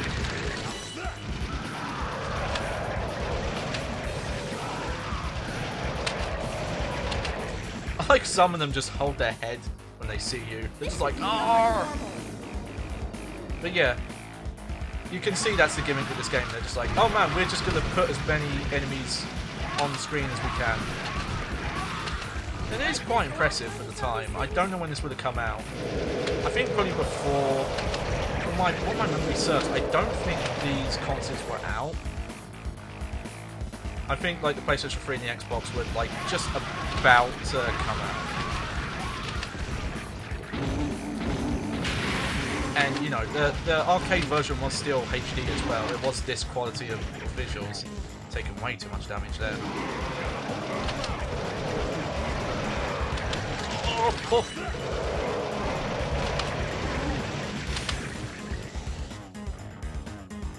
So much destruction. So yeah, so this in the timeline is supposed to be before 3. I'm not exactly sure when, but this is when the apocalypse stuff started happening. The elevator hall is just beyond this door. Oh. This way's blocked. We gotta find another way out. What? And I've not played it because it's arcade only right now. Time to shake. But I believe Kate Green you play as in what is House of the Dead 5, which is called Scarlet Dawn, I think. I've heard great things about it. It's very similar to this style though, where you have the automatic and they just put tons of enemies on screen, but it's even crazier apparently. There's like a mechanic where zombies can climb on the corpses of each other. That's the gimmick there. Oh. Yeah, so unlike House of Dead 3, this does not have... Shake! This does not have the auto reload. I don't know why only 3 has it and why you can't turn it off. It's not in the settings, it's just built into that version. Oh. Alright, here we go. What can be happening? Shake, shake, shake, shake, shake, shake. If you don't shake in time, you take damage there. It is a bit gimmicky, but I don't mind it too much. I might as well use a grenade, because I don't think you get bonuses for keeping them.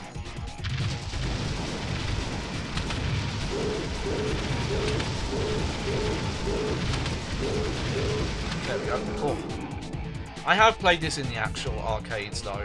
I have played the actual arcade version. But I was never very good at it.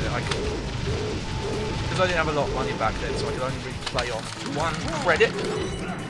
And, you know, that's on normal with only 3 hits, so I never really got past this guy. You can kind of see he is kind of similar to the first boss in 3 though. Has the same kind of gimmick where he's chasing you. You have to do enough damage to his head.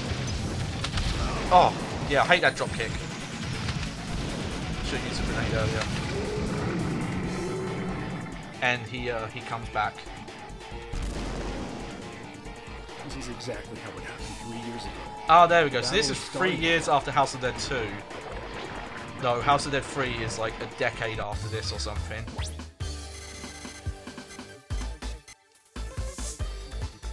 Yay!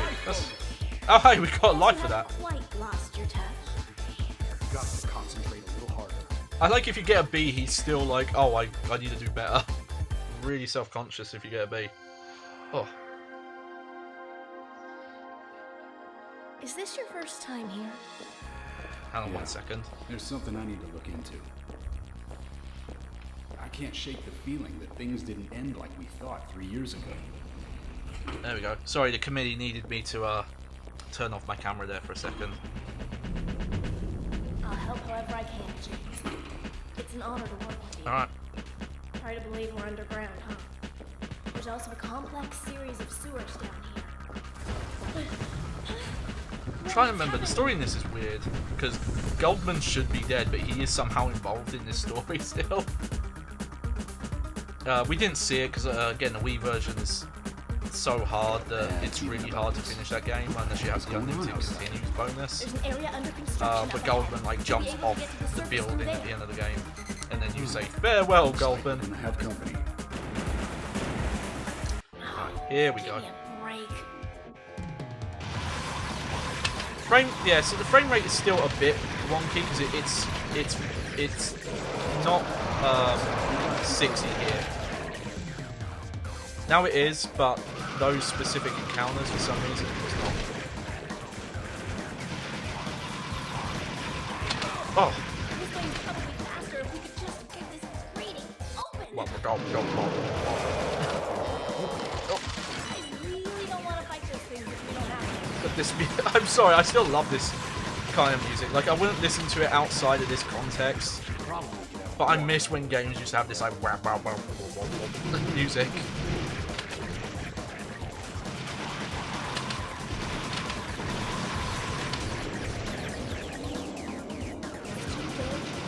I think we can hit those guys actually. No, we can't. Ah, more enemies!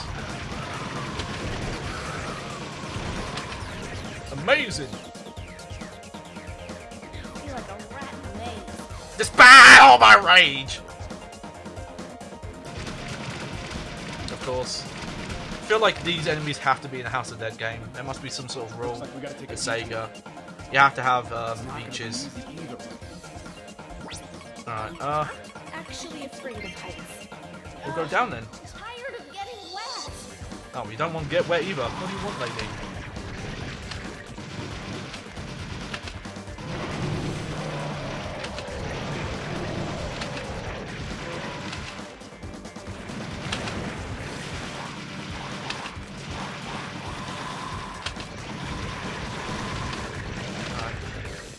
Doing okay. Oh, I still took hit there. Shoot the leeches. I think it's kind of intentional that because of the submachine gun, they want you to be doing this a lot more. It's a shame that this version still does not run at the lock 60. Because, yeah, this section here is running at 30. Now it's better, but it does drop in some areas. But it's weird because it must be the water effects doing it, because there were like areas in the first level where there are way more enemies on screen and it doesn't drop frames. So I don't know why it does that.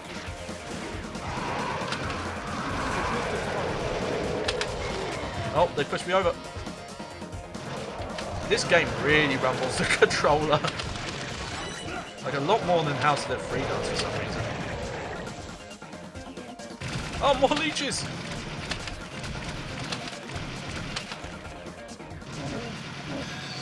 Oh yeah, these guys. I'm not doing it very well, but you can shoot their fuel tanks and blow them up that way. Hey, we got a new grenade.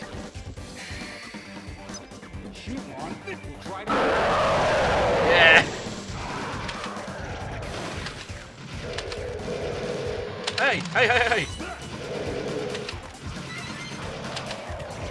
Wanted my score bonus, man.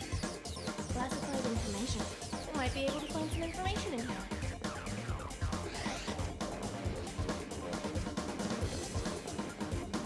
Oh, sorry. My bag is really itchy today for some reason. Need to put more conditioner on the bag. What? Oh yeah, I forgot. Yeah, the world gets nuked. I think that's why it's post-apocalyptic in House of Dead 3. I keep forgetting this game does not have a auto reload. Oh, screw this. Yeah, that actually didn't take care of most of them. Okay.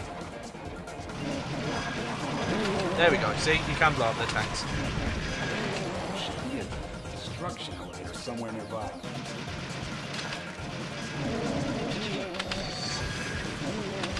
There we go.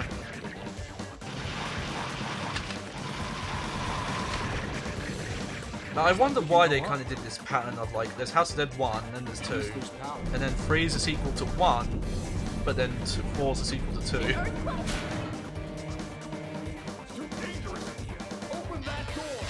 Shake the door, shake the door! This is straight out of a movie I saw.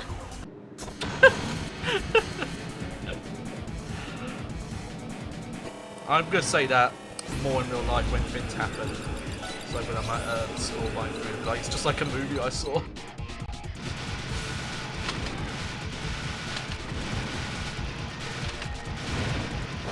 Yeah, get out of here. Oh, by the way, yeah, if you don't like spiders, you're not going to like this scene. Sorry about that. I know some people are real funny, but they can't even look at spiders. But who knows, maybe just because they're not undead, maybe they're also not an actual spider. Oh, these are spiders, like.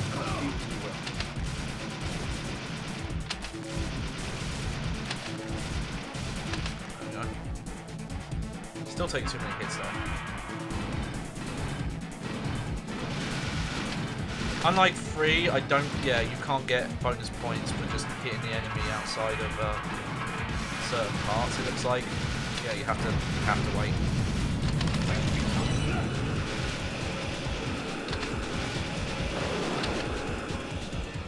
Though it's kind of funny playing a game like this with the automatic rifle, because yeah, you can just kind of hold the gun still on a. Oh, that was close. I don't think you can use a grenade here because it has to land and blow up. There we go. Woo. I can't like being an action hero. I think like House of Dead 1 and 2 have probably better music though than 3 and 4 did. What's wrong? You not feeling well? Maybe I'm not feeling well, man. Be nicer. Have you ever thought about the future? What will happen to the world if humans continue to breed? Don't you see? Humans have set themselves upon the path to inevitable destruction.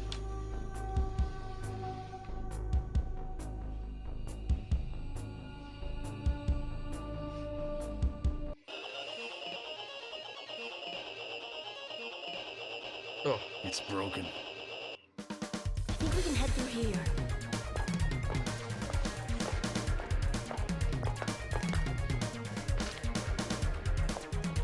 Looks like Sorry we're about up in the subway system. issues again. That's the station up ahead. Let's go. Alright. Well, at least we're getting a warm welcome.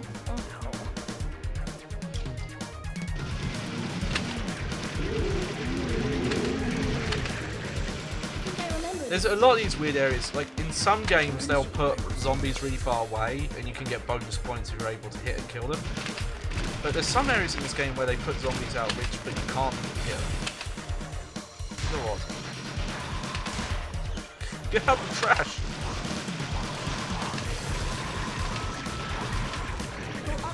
Again, you really want to go for the headshots because it does take them out so much quicker.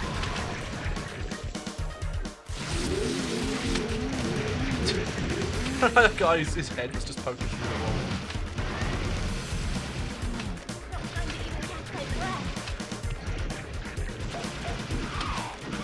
Oh, what those weird guys? What? Let's get going. Got a light here again as well. This way is blocked. This way too. And I've got no. I like how she's not seen a PDA, but apparently a GPS device, like that's what.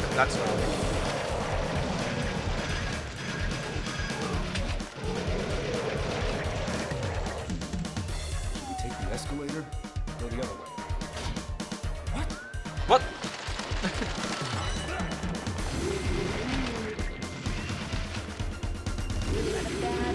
They're waiting for us up ahead. Okay, I think we were getting points for shooting those guys. I'm not 100% sure. Oh! Damn. That was my fault there. Didn't realise I needed to reload.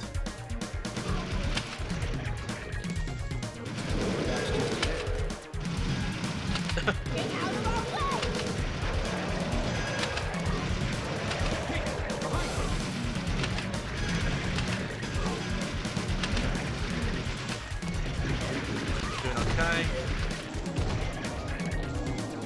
Looks like they're waiting for us up Yeah, ahead. like it is impressive that they can put that many. Too many! It will go down again. Try and power up. We'll try to find them.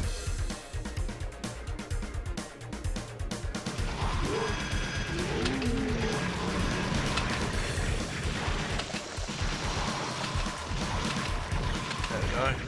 This is the only way out. Do the spin move. Do the spin move.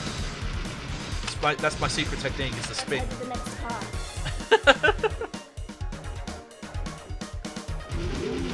I hope this game isn't showing up too dark, by the way, because I'm noticing this is a lot darker looking than 3 was. This way's blocked. This way's blocked. Oh, I still got hit there. Grenades. Sometimes grenades are. The lighting is weird. I don't know what this lighting is. Like why aiming is making this flare.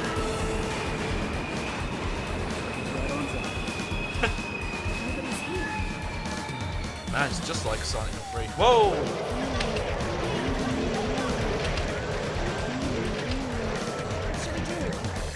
It's dangerous, but we've got no time. Get in. Okay, this boss I remember really liking. This crazy thing. The Empress, yeah. Oh, no! Run! I'm stuck! What? Dangerous here. Alright, clear these guys out. Yep.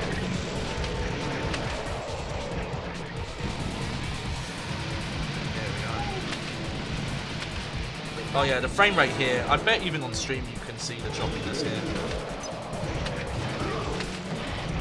See, I threw the grenade there, but it didn't do anything. I think it didn't land in the other train.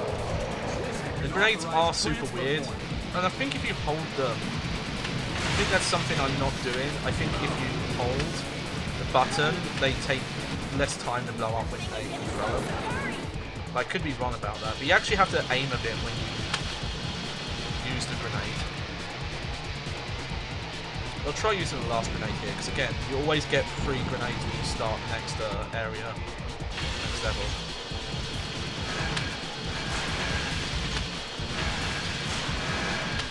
Oh, come on. Oh, that was rough.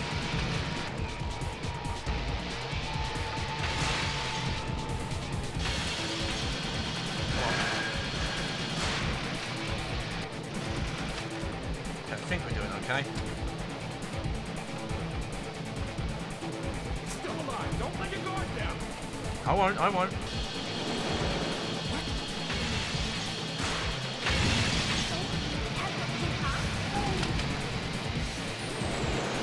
trying to think if actually a boss grenade might not be that good against this thing. Nah, that didn't really help.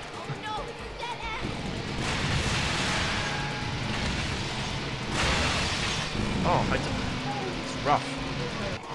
Tough boss.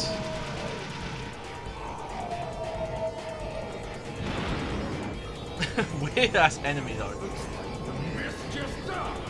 I love they really got into doing the like post boss quips in 3 and 4.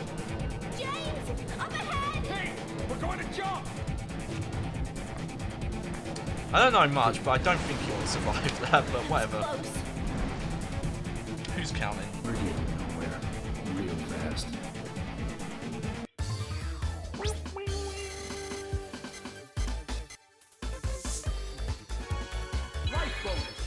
You must have to get barely hit to get A's and S's in this one. I do remember that getting high ranks in 4 was harder. Wars and famines, diseases of unknown origin. That's Goldman, by the increasingly way. frequent natural disasters. Don't you find it odd, a bit coincidental? Has anyone even noticed? Must we simply sit and wait for it all to end? For some reason that's like the main thing, just the villains are always like, oh yeah, I want to reset humanity or turn them into zombies because then it'll be better. Managed to evacuate. Hope. So you really think there's still hope? Yeah, there's no turning back now. They got fancier with the camera in this game as well, I'm noticing. A lot more like direction. Even though like the voice acting in the script is still very cheesy. The camera work is, yeah, it is a guy that did parkour zombies. Man, this game's a lot like Silent Hill 3. We're in a mall now.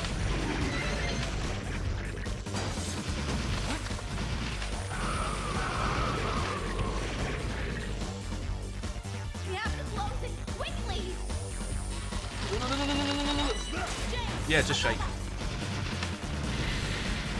Flying zombies.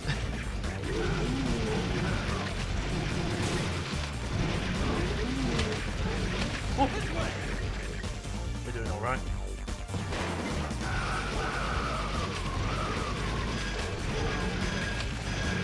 There we go. Those guys are a lot smarter about blocking headshots in this one, so you have to shake. No time to rest. Oh no, there's a window there. Do you really like me that much?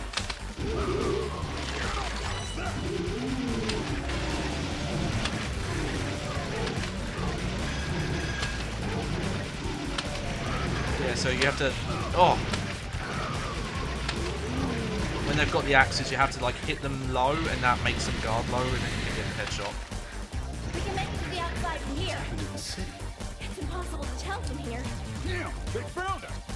It's kind of hard to tell. You'll see it in the later levels, but this is the same weird Eastern European city country that House of Dead 2, that setting was. So it's flying guys again. No, I don't think it's meant to be, but these like road sign and traffic things, these look like what we have in England. But I don't think this is meant to be England, because it doesn't look like England.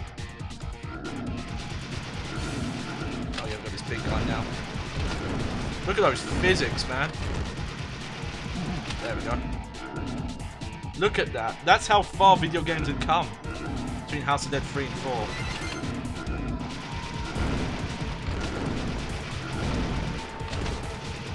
Whoa. He's so jiggly, it makes him harder to hit his head.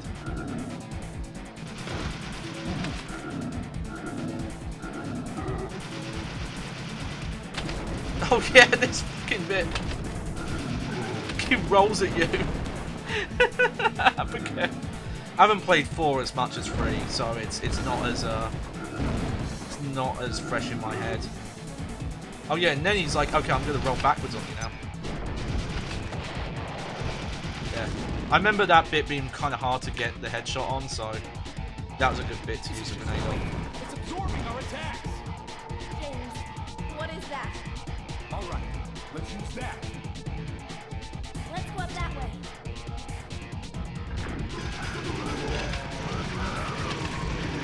Yep, here we go. Oh, sneaky. Looks like we can go up.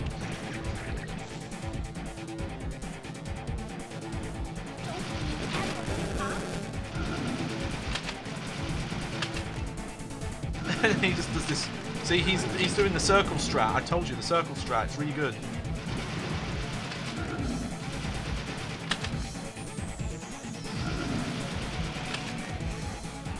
Come on, come on. Oh, that. What was I supposed to do there? Alright, well, we got 100 points.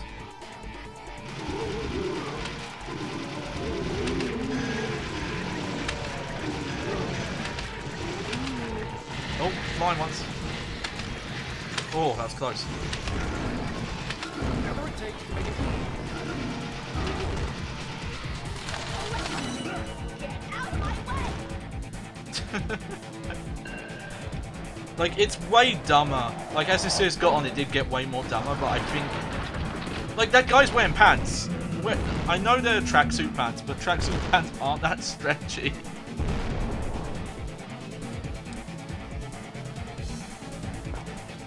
But I don't know. I love she laughs as well. Be able to see the city up ahead. She's like, no, that was really funny. Temper this. Fucking hilarious. So yeah. I don't, so, think 5, so Scarlet Dawn is set. Yeah, so they've not rebooted the series. They're like, yeah, we'll just keep that post-apocalyptic storyline. Yeah, I can never get more than a B in this game. I don't know why. Gotta concentrate a little harder. Still love I Own This Bin. I do have the box. I don't have the manual for this one, unfortunately, though. There's people have put the manual online, so I was able to look it up and check stuff. Greed like no other species. They gave no thought to what their rampant breeding would do to the world. Oh, man, so political, Goldman. Kate, don't give up hope.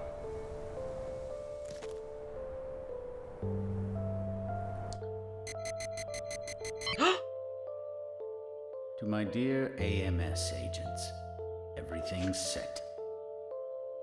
Goldman! I knew you were behind this. There's something else we must do. I think I have an idea where to start. Let's go. I think there's like 5 Goldman up to. So you'll see in a bit, but this level, there's... Oh yeah, so this level's kind of a tribute to one of the levels near the end of House of Dead 2 when you're in the car.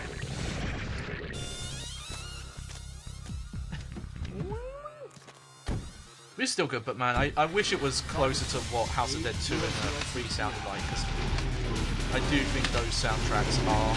Oh yeah, there's some weird guys in suits here. I know what's up with them. And army uniforms. Again, there's all these zombies on the street, but I don't think you can actually... Whoa, sneaky. Actually hit them.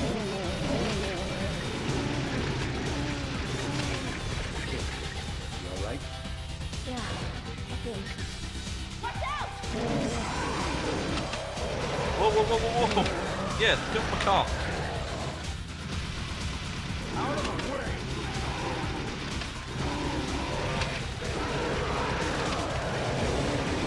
Oh, come on, come on. Yeah.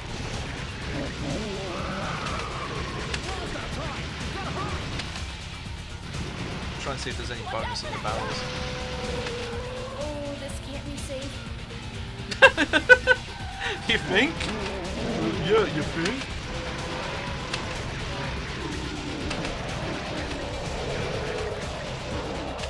This place has changed since the last time. Yeah, like this is literally now, you'll see it, we're on the bridge from the end of House of Dead 2. Where are we going? The email I just received confirmed it for me. It's where everything started. Goldman Building. Here we go. And yeah.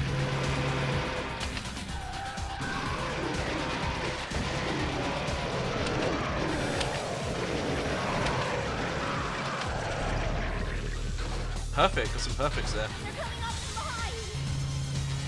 Oh, turn the wheel!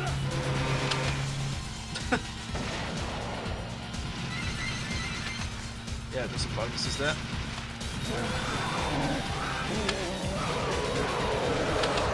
Come on, come on. Oh, that is really satisfying though.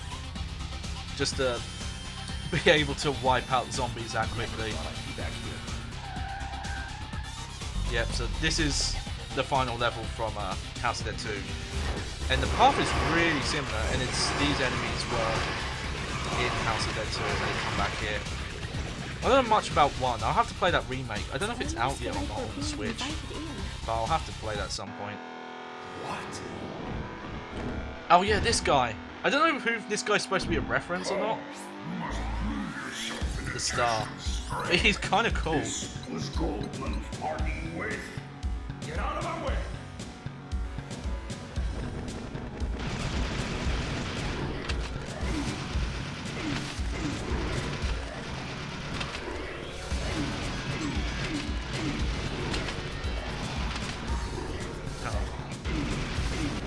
Okay. It's actually pretty easy here, but he starts getting tougher as you go along. Like, there you go.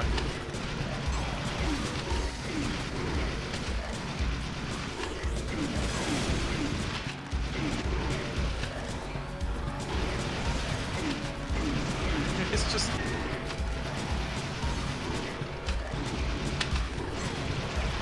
So he's broken his hood off now. Oh, spin attack!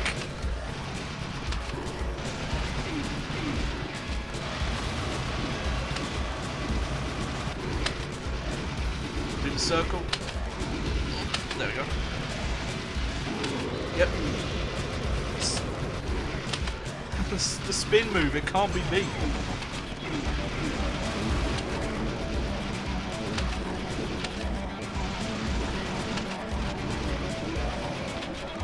It's a bit weird that he flies though. He doesn't look like a guy who would fly, but the entire phase he's just.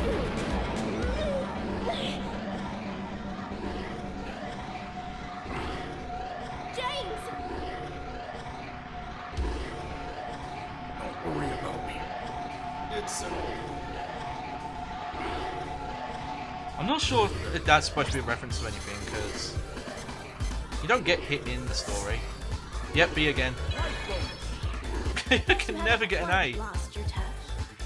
I don't know why. Concentrate a little harder. It's not like I'm concentrating, mate. Earth is evolved in a way so that it naturally regulates the population of any given species. Humans were once subject to this system, regardless of whether or not they knew it. Pandora's box is opening. Is that all you have to say, Goldman? So yeah, that's supposed to be House of Dead 2 there. Yep.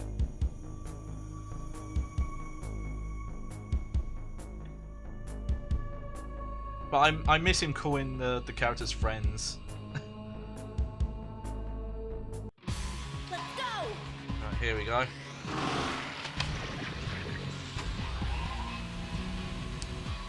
James, are you sure you're alright? Yeah, I'm fine.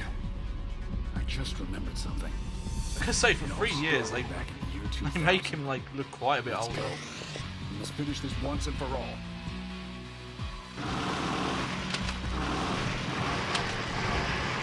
Looks like this place has been sealed off for a while. Sealed off, but like clean. So someone was still coming in here and cleaning up.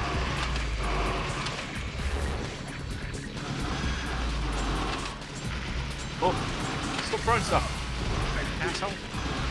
There we go. I keep forgetting I've got grenades though, but it's hard to know what a good time to use them. Yeah, I got a life bonus. Who needs to hire a new decorator?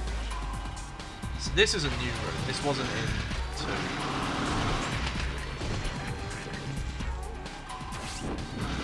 And why there's like a Japanese like dojo area in here? Anyone's guess. I don't know. I think Goldman's got cool tastes. I'd put this in my building. We're not going to make it. James, hang in there. Don't give up hope. Don't worry. I can't let this end just yet. Come on, James.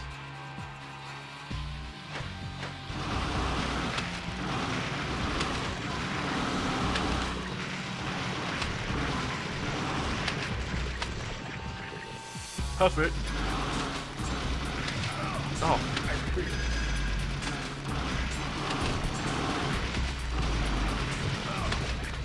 Really? Oh, I didn't think that hit me. It did. Goldman's office is above here. Let's go. Here we go. Look at that screen flipping around. Why don't actual monitors do that? Huh?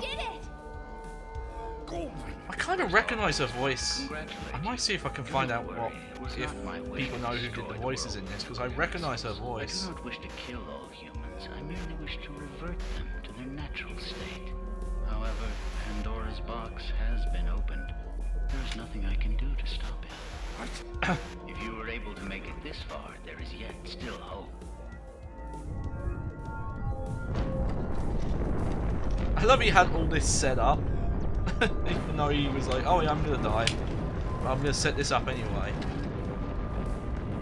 Why he didn't start with this, Goldman, I don't know, but James, that's Goldman. Let's go. He's hard to... He's a mystery of a man.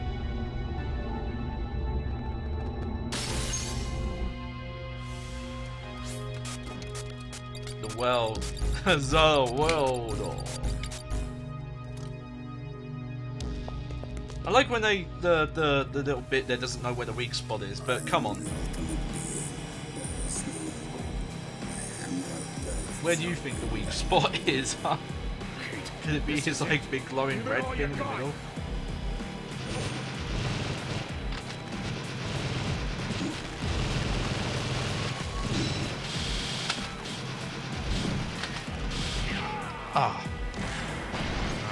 2 continues. I don't know if the grenades are that useful here. Let's try them out.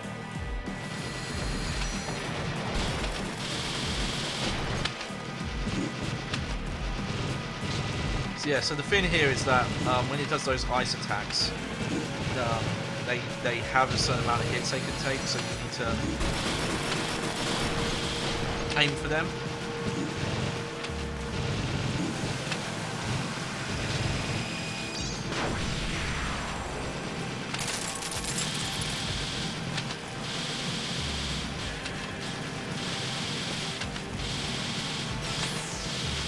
Come on, there.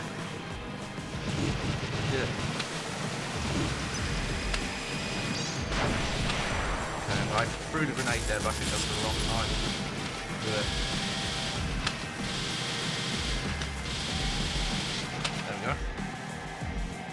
Let's save the last grenade there. It's good to keep doing this attack.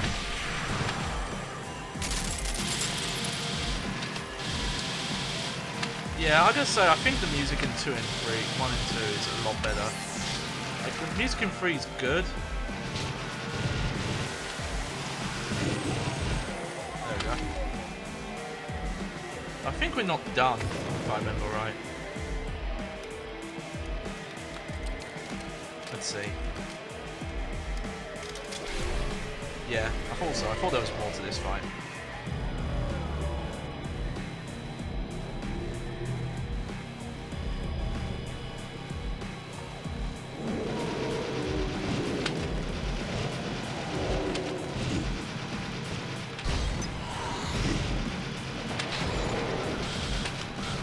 Oh, and these are references to House of Dead 2 bosses, I think, these attacks. Because those are the, like, the big Leviathan snake things that attack you.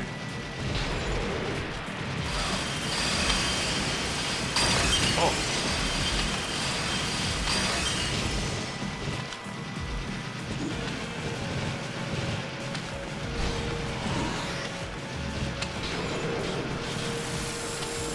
So you gotta do the circle. Oh, that one's really hard to kill. I'm not really sure what I'm doing wrong there.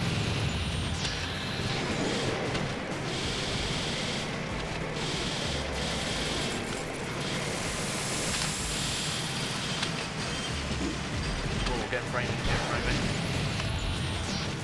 There we go. Is that it? I'm trying to remember if there's a third phase or not. I've only beaten this a few times.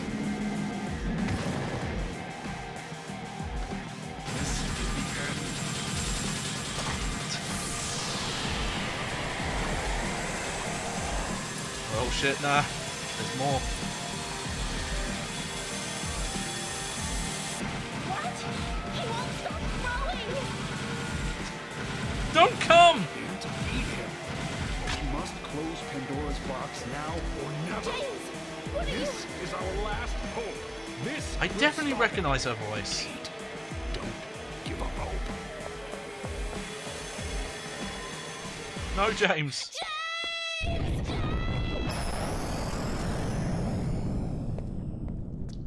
This game does have multiple endings as well, but I can't remember what the requirements are to see all the bonus ones. But there's one where, like, Goldman's back as a zombie. What should I do? I gotta say, playing Silent Hill 2, and you're so used to, like, the James screaming that, it gets really weird when you play other games and you're like, oh yeah, James.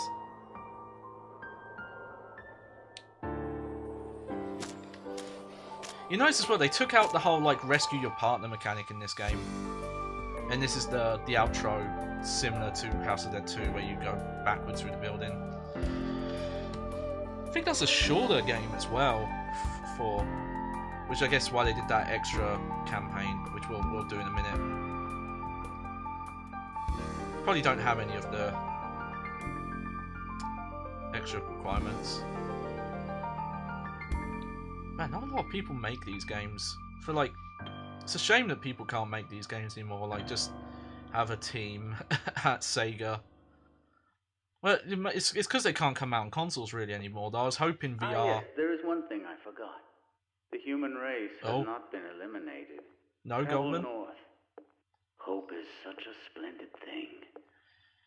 There is an ending that references like a character. They were building up. Yeah, the story continues. But there's like an old guy who can show up in 3 and 4, who's actually really important. But I've not seen those myself. Let's see. What's my end rank? Probably a B still. Oh, I got an A at the end there. Rank 4. I think that's the highest I've ever got. Okay, well, let's put the name in. As always. Oh, I missed it. There we go.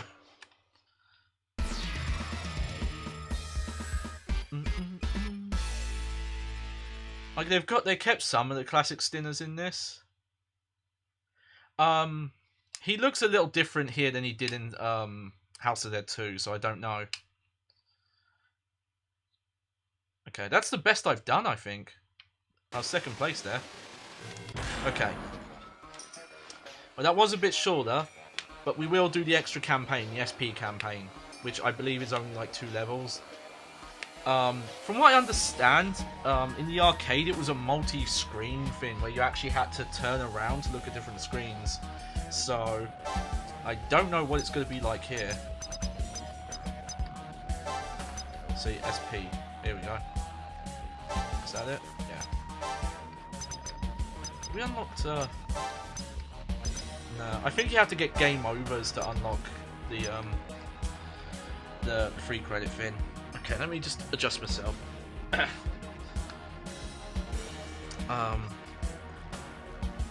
don't know, I still love this stuff in these games. Yeah, this is what I was talking about earlier. See, this is my my other gun controller. Not really a controller though, because again, it's just a shell. But I really wish games like Killzone 3 would be like, oh, if you want to swap to pistol, you have to pull this out, and it detects it's a separate move controller. So you do that, and then you put it down and swap back. But unfortunately, none of the developers were as dumb as me, because I would have put that in a game as an extra feature. But they did not put that into any of the first-person shooters that use this thing.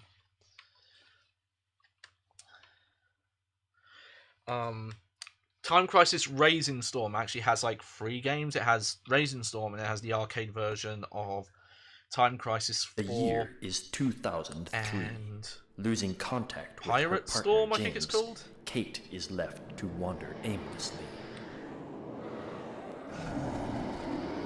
Oh. These guys really don't know when to quit. They just keep coming. Ah, so no, this is set after. Oh, you can. Hey, I'm not into that.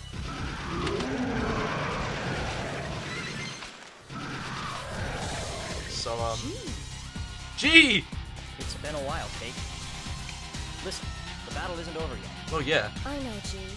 I promise I'd continue to fight, as long as there is still hope. Gotta take him down at the source. Come on. Yeah, so I've actually not seen any of this before.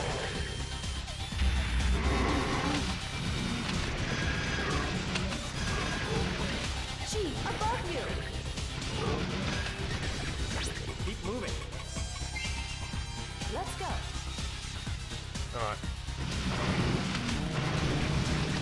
But I think for a lot of the, like, Scarlet, I think they did a similar thing. Or I could be wrong, of them doing, like, DLC campaigns. I know Time Crisis, this is a weird one, like, Time Crisis 5 didn't release its whole campaign all at once. It, like, came out and then they put out the rest of the game later. It was very odd. That's a game that's also never got home for its arcade only. Whoa! Joyriding!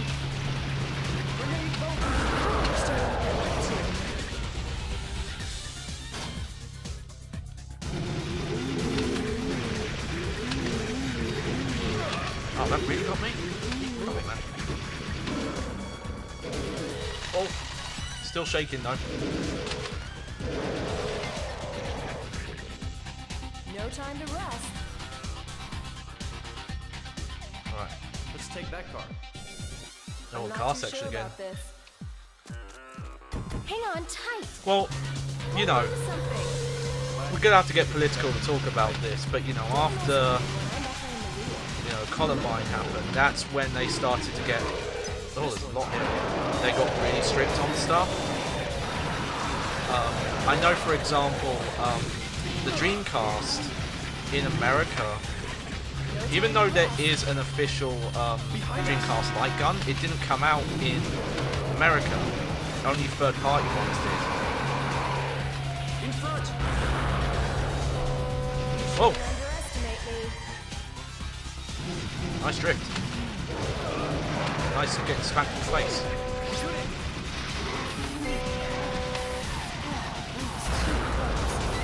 Yeah, got a bonus there. Right here. I'm still trying to figure out what this town is supposed to be, because it looks half like the UK and half it doesn't look like the UK. It's like it looks more like Eastern Europe. Oh, this guy's back. Technically, you don't kill him in. Oh no, we're gonna get caught. Shake it, shake it, shake it. This isn't going to be easy. Let's just get out of here. His tongue was his weakness. Yeah, I remember. But and I remember like the original gun called 45, the Namco gun for the PlayStation 1, to show you like how different times were, is grey, and the only thing they did was put like a little orange cap, or yeah, it's like got like a red cap on the end of the barrel to try and make it. Oh, a lot more shaking.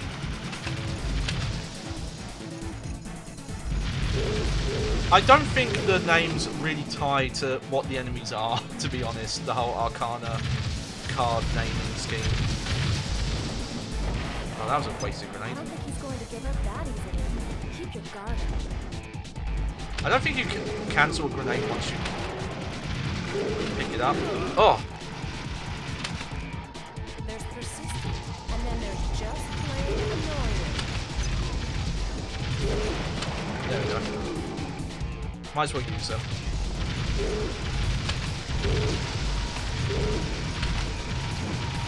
God, this is a lot harder than the main campaign, this feels like. You have to wiggle the gun around a lot in that phase to get the hits, it feels like. If you try and hold still, you actually miss. G is the, like, not who we were playing as. Probably. I don't know if they adjust the difficulty or not, but I imagine it probably is easier. But I'd have to try, I guess. I have another move controller, so I don't know if it's charged, so I could turn it on and just see if like boss health changes or not. What's down this way? We don't have much time. We have to stop it. But G was, it's not who we were playing as in 3, it's who player 2 is, but that old guy with grey hair and the waistcoat was G.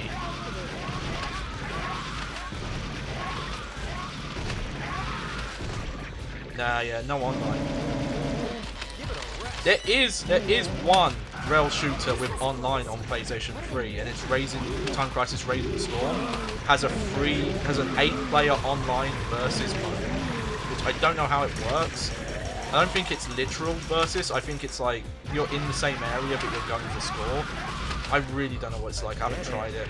Because again, how am I going to find people who want to see that and want to play it?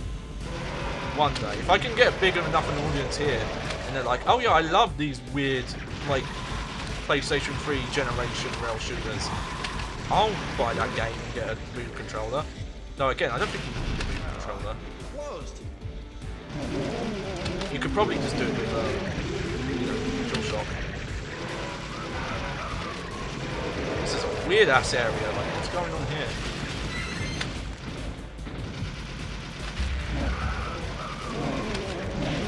These weird M Bison looking guys. Yeah. Well, again, that's just a shame of like rail shooters going out of fashion and there not really being control schemes for them.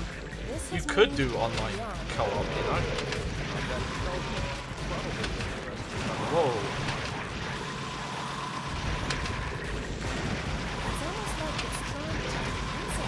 This is so weird.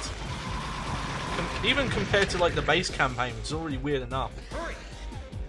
This is kind of House of the Dead 3 looking, the weird like cyberpunk tech building. Watch out! Shoot! What? We didn't make it. Oh, it's magician. EMS friends. Not you again. I have been waiting for this moment for some time. Now you shall have a taste of the pain that I have endured. I don't know how the Kate, flames you hit ready me to do there. this? I'm ready. I promised James that I wouldn't give up. That I'd keep fighting.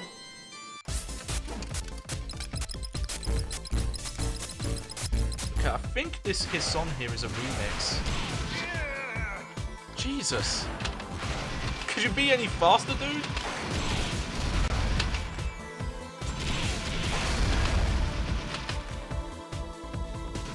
Yeah, it's a remix, though I don't... Oh. I don't think the grenades would be very useful here at all.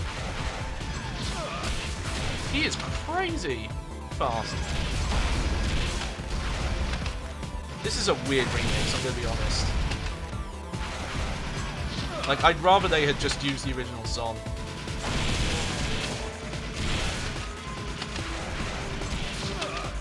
I don't know how to not get hit there.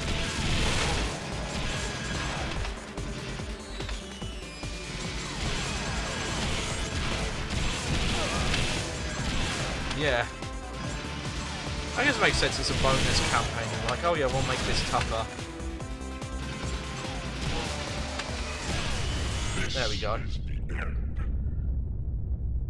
What's he trying to do? What is he doing? Kate, this is our only chance. We have to take him while he's weak.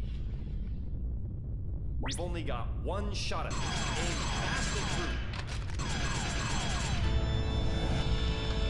Down.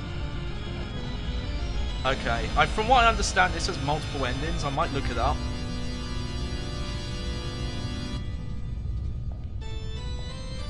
No. Who's next?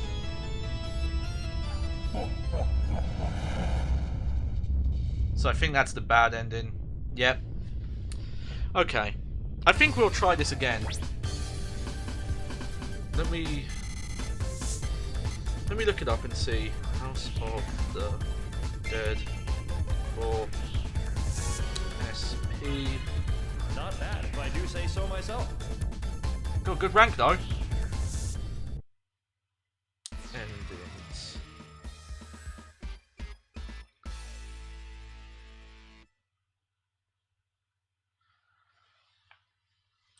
Did I not get a score though?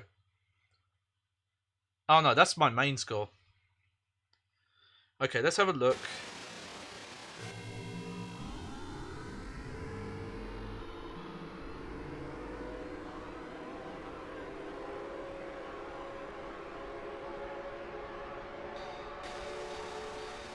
Oh wow. Okay, so there's 4 endings to SP here. One of them you have to do the boss without getting hit. Yeah. Still alive? Standard ended. This is exactly how it happened 3 years ago. The battle is starting again. It's coming! There is no way to avoid your fate, James. Yeah, house. Okay, hold on. I'm just double checking to make sure.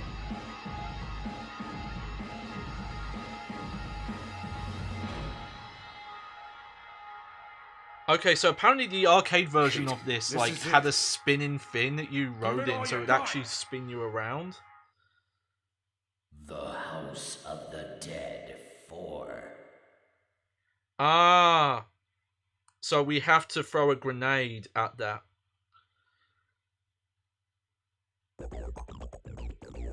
And there's a bonus ending. We have to get A rank in both chapters and a good score. Alright, that's short enough. We'll try it again. and we'll go down the oh, look at that. Unlock new difficulties. But we'll go down the other paths. So you have to specifically throw a grenade at the box at the end there. Man, imagine spending your money getting through and not knowing you had to throw a grenade there. That's rough. Well, I'll try and go for A rank again, but I only got A rank on the second level, not the first one. We'll give this another try though. Oh. The year is 2003. Okay.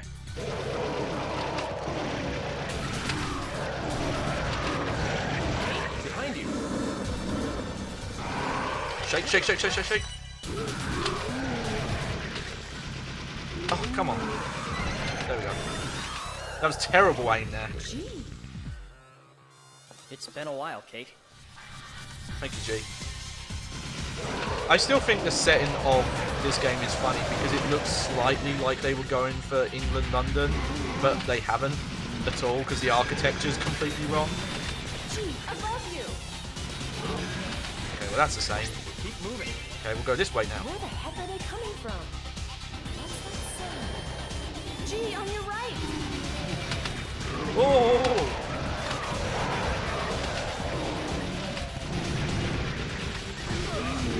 Oh. Yeah, because to get the high ranks, you basically just have to not get hit. I don't understand what they're up to. Hey, we've got a new grenade, extra grenade lighter. You've got to be careful. Try this. That was a good use of grenade. Actually, that right there. Oh, multiplier. Let's take that car. I'm Okay. not too sure about this. So that's only a very slightly different path you take there. Don't mess with me when I'm behind the wheel. Let's see.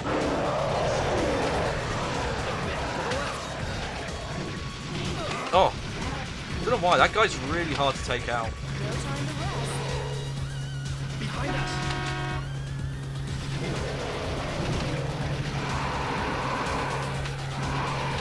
In front. I still love that zombies can drive cars. Something really funny about that. But I don't know, I kind of like... Ah, you kidding me? Turn right here. He's just ahead. Well, probably not going to get that. Probably not going to get that 8 rank. Blast must have knocked out the lights. I can't see anything. Oh, this is different No though. telling what's waiting for us ahead. We better get a move on. Huh? Oh wait, no it's not. Can't skip this cutscene though. Oh no, we're gonna get caught. This isn't going to be easy. Let's just get out of here. His tongue's his weak His point. tongue was his weakness. Was.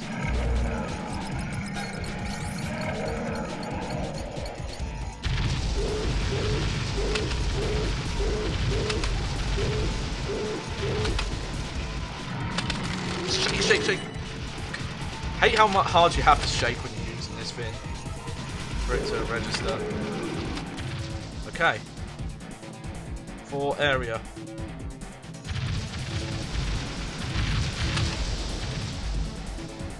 I don't think he's going to give up that easily. Keep your guard up. Where are you, fool? There you are. There we go. There's persistence, and then there's just plain annoying.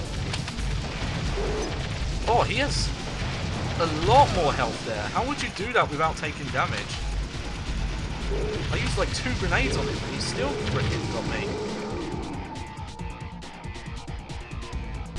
Again, it's partly because you're using this. If you're just using the thing on your own, you could probably just masturbate it like that, and it would be fine. Yeah, this is going to be a B. I guess you haven't quite lost your touch. I've got to concentrate a little harder. Look, I'm sorry, but getting A ranks in this game is hard. What do you want, G? Alright.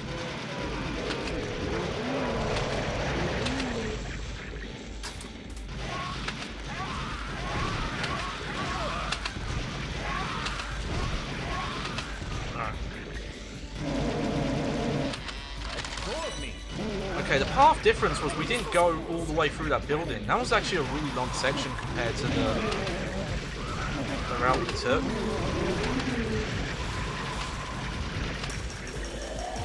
It was the look at the time, I guess. You know, it's kind of like what Jill had in Resident Evil 3. The thing is, this is supposed to be set 2003, but I think this would have come way after 2003.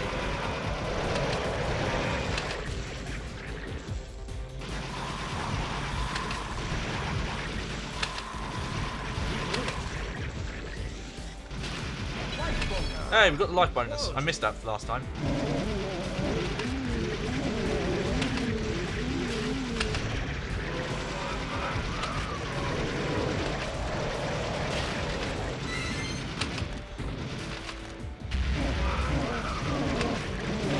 Oh. Probably could have just stuck it on very easy, maybe that would have helped. But again, anytime I put these games on easy or very easy, they don't feel any different. That box there is so hard to get. You have so little time to get it.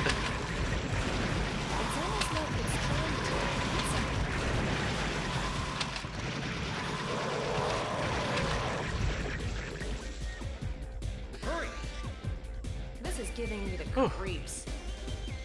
Don't relax yet. I mean, that is a whole thing with it, you know, it's an arcade game, it's made to... Watch out! Shoot! Hey, we actually got them all this time. We didn't make it.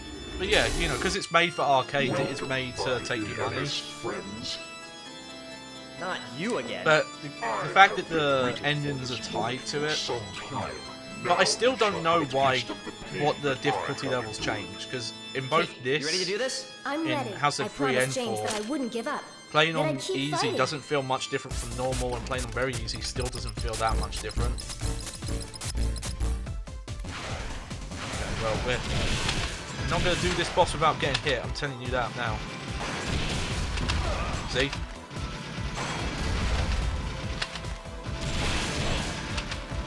Doing this boss without getting hit would take a lot of practice. You have to like really... Basically you have to like wiggle when you aim to guarantee you're gonna hit. It feels like.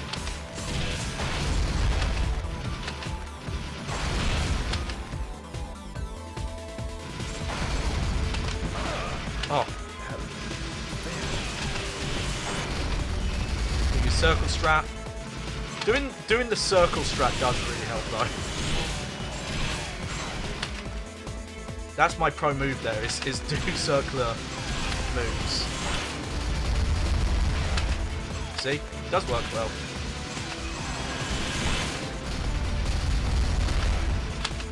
Okay, we've got to remember to use a grenade this time. No, it does get me a trophy that I got the bad end, so... What's he trying to do? Kate, this is our only chance. We have to take him while he's weak.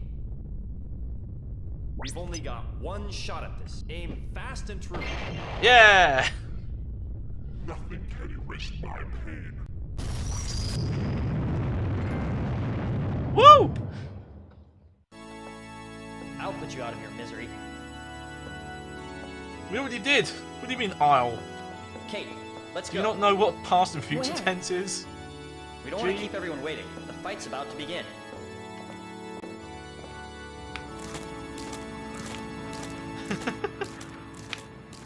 Don't make him like this anymore.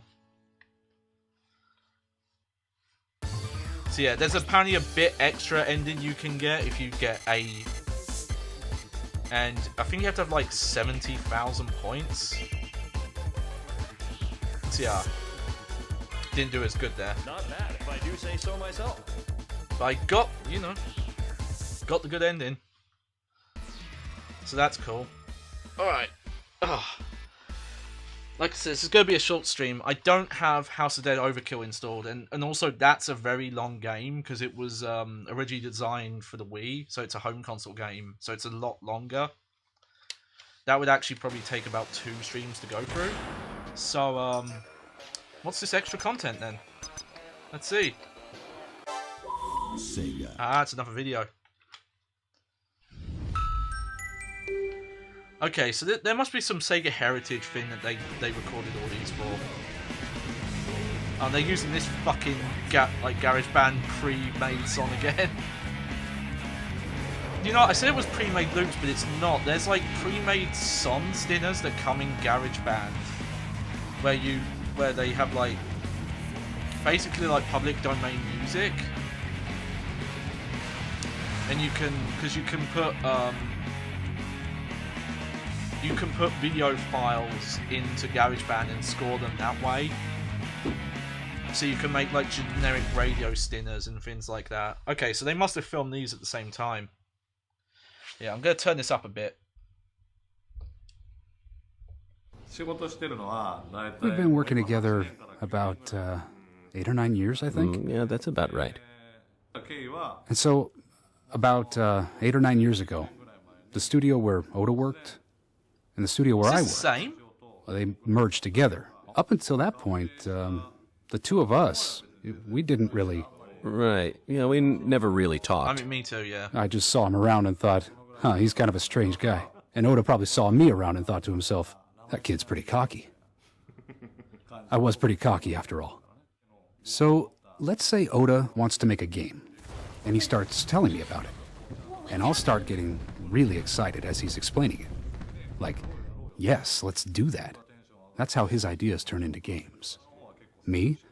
I'm a producer, so my approach is different. I want to release is this the cool same video? games as Sega products. So I'm more focused on, is it fun? Is it cool? Will people be happy when they get their hands on this? It's like the same video, but with footage Okay, of... so for every game, we spend a lot of time talking about the female lead.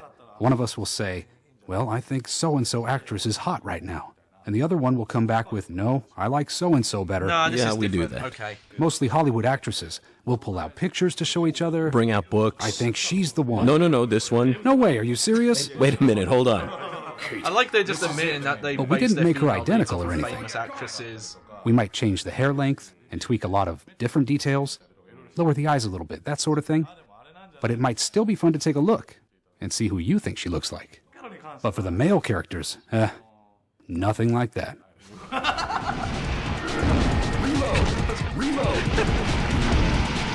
And let's say Again, something is running a little bit behind schedule.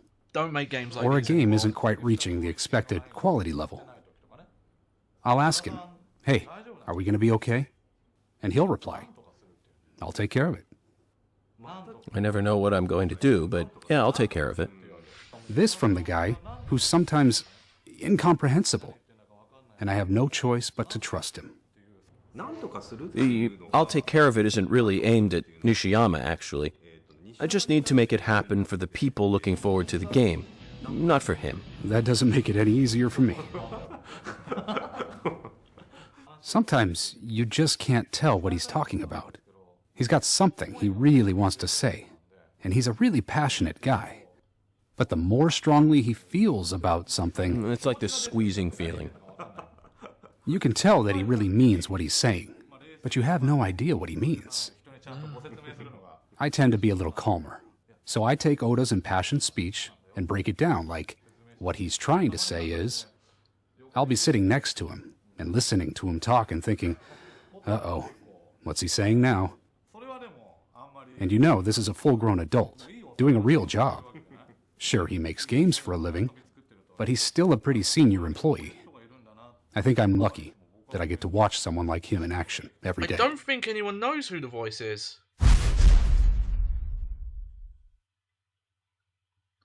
I was trying to figure out because I do recognize...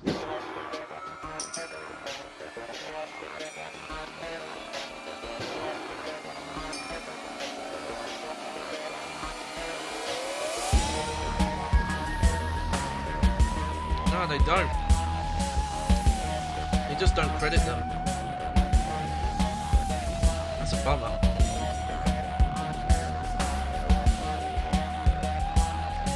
Oh. But still, I wonder, so they must have... let's see. Because there is a credit screen. But you do see that a lot where voice actors don't get credited in stuff. I mentioned the Silent Hill playthroughs. In the HD collection, the redubbed voices aren't credited because they took it as a non-union job, even though they're union actors, because it was a scab, it was a scab worker job. Okay, here we go. Original game developed by Sega.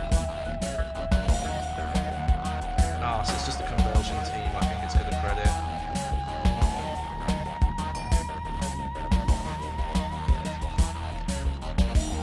Because I was looking up online. Yeah, nowadays they do, but you think of the time. There was a lot of time where voice actors didn't get themselves credited because they kind of didn't want to.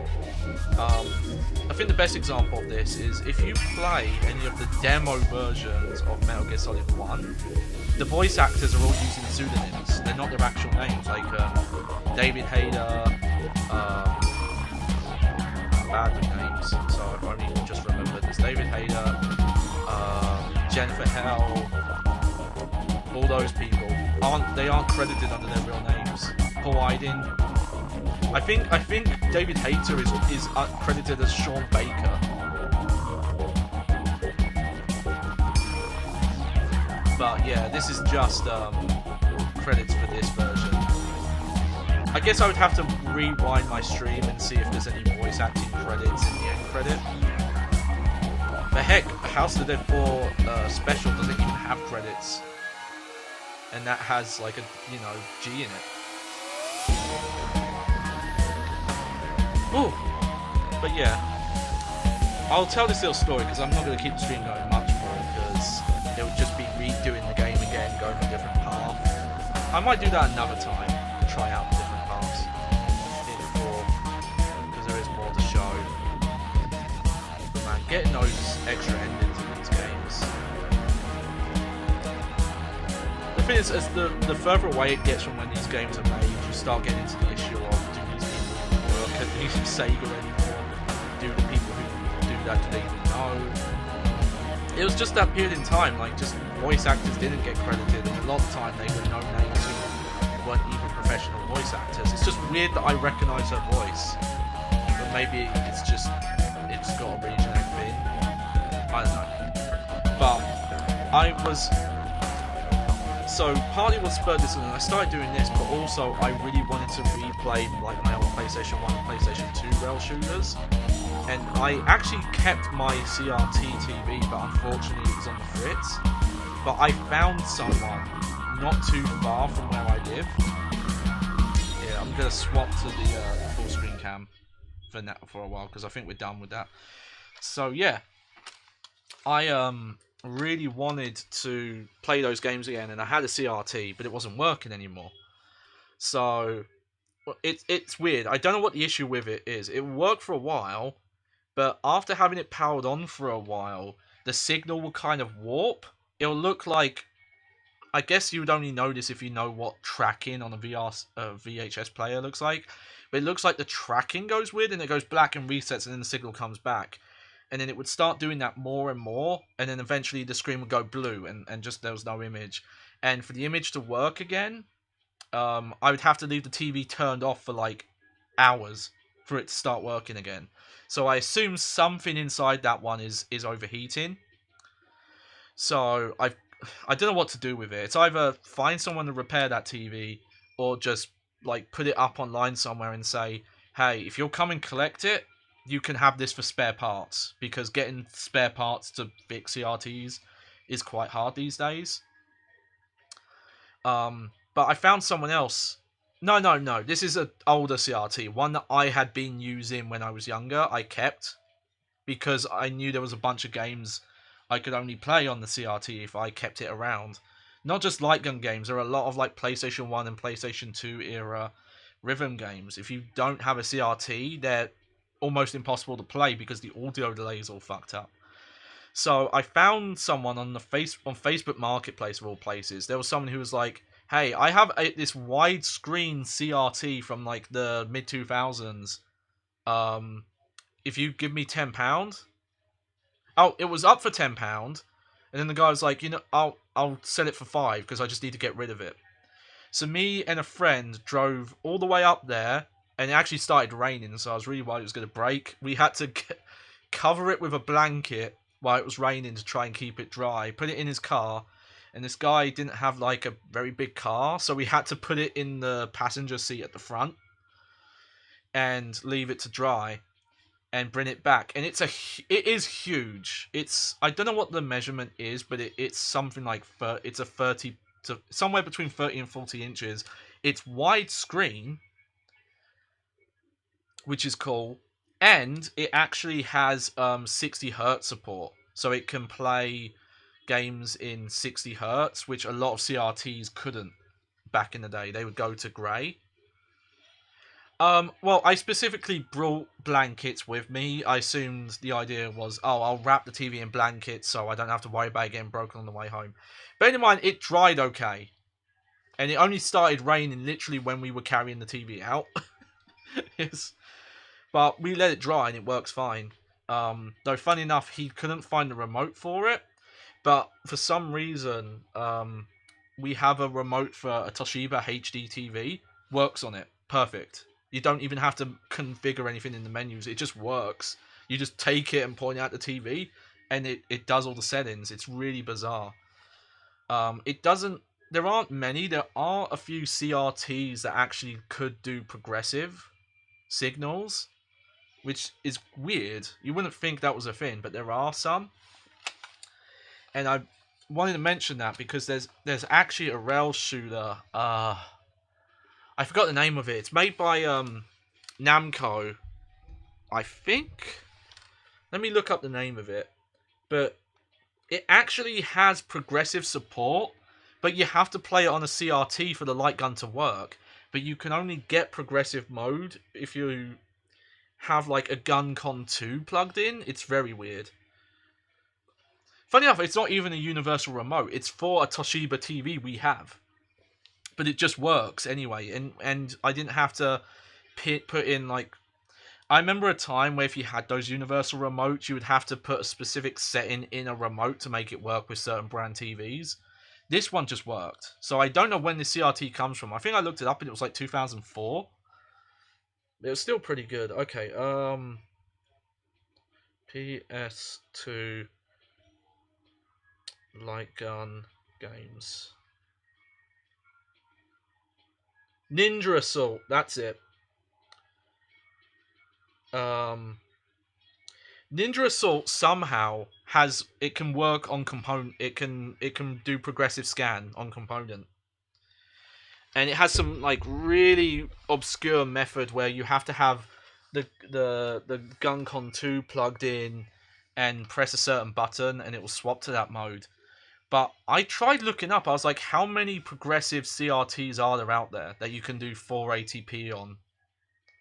And not many. They didn't make many of them. And they're super fucking expensive. Especially, apparently you can convert CRTs. There is a conversion you can do to make them... Oh, yeah, okay, so Ninja Assault was made... So there was this weird thing where Namco and Sega and Capcom were working on rail shooters, and Ninja Assault was one that they made. Okay, so it came out 2002. I don't have that one, I need to get a copy of it. Same with Vampire Knight. Apparently Vampire Knight's garbage, but I want a copy of it anyway. What is this gun? Is gun a rail shooter? No, it's not. Google, what the fuck? I searched light gun games, and gun, which is like a weird, like, janky version of, like, Red Dead.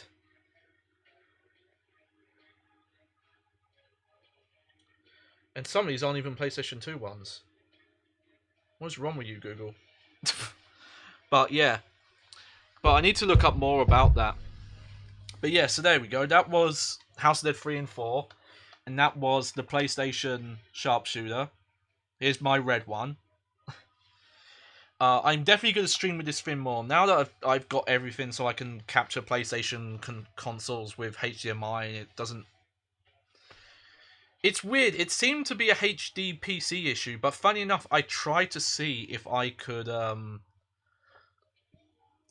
watch YouTube on the Switch with the switcher that has the bypass plugged in, and it still blocks it. So I don't know what so I'm still confused. Maybe it isn't a HD CP thing, but for some reason my capture card needs a splitter or it won't pick up PlayStation 3, 4 in HDMI. Just it won't. But we will stream with this again, because the rail shooters are pretty simple with this controller, you know?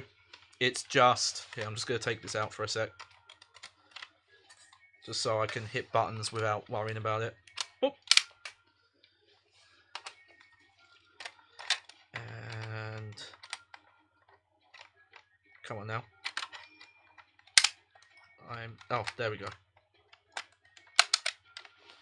Because, again, when you're using these rail shooters, this is not doing much. Like, this works as the trigger, and this does the reload. Which, though that is a unique feature, because this is the trigger. This, here, I have to move it. That's the trigger there. But when you have this plugged into the sharpshooter, the back trigger becomes reload when you pull this down like that. But I do want to stream the games that have more advanced built-in support for the sharpshooter here. Here, we'll lower the stock. I still want to find out what game uses this firing mode switch. It must only be SOCOM, because I think there was a bundle of this that came with SOCOM. No, that's not the version I have, and that might have been only in certain regions. But one thing I want to add about this thing that really bothers me. So the PlayStation VR, as I mentioned, uses these controllers. They made PS4 specific ones, but these PS3 ones still work if you play PlayStation VR games on PlayStation 4.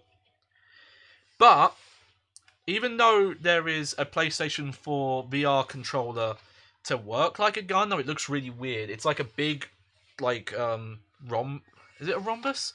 Or is it a trapezoid? What's it where the rectangle, but the sides are slanted? It's not a trapezoid.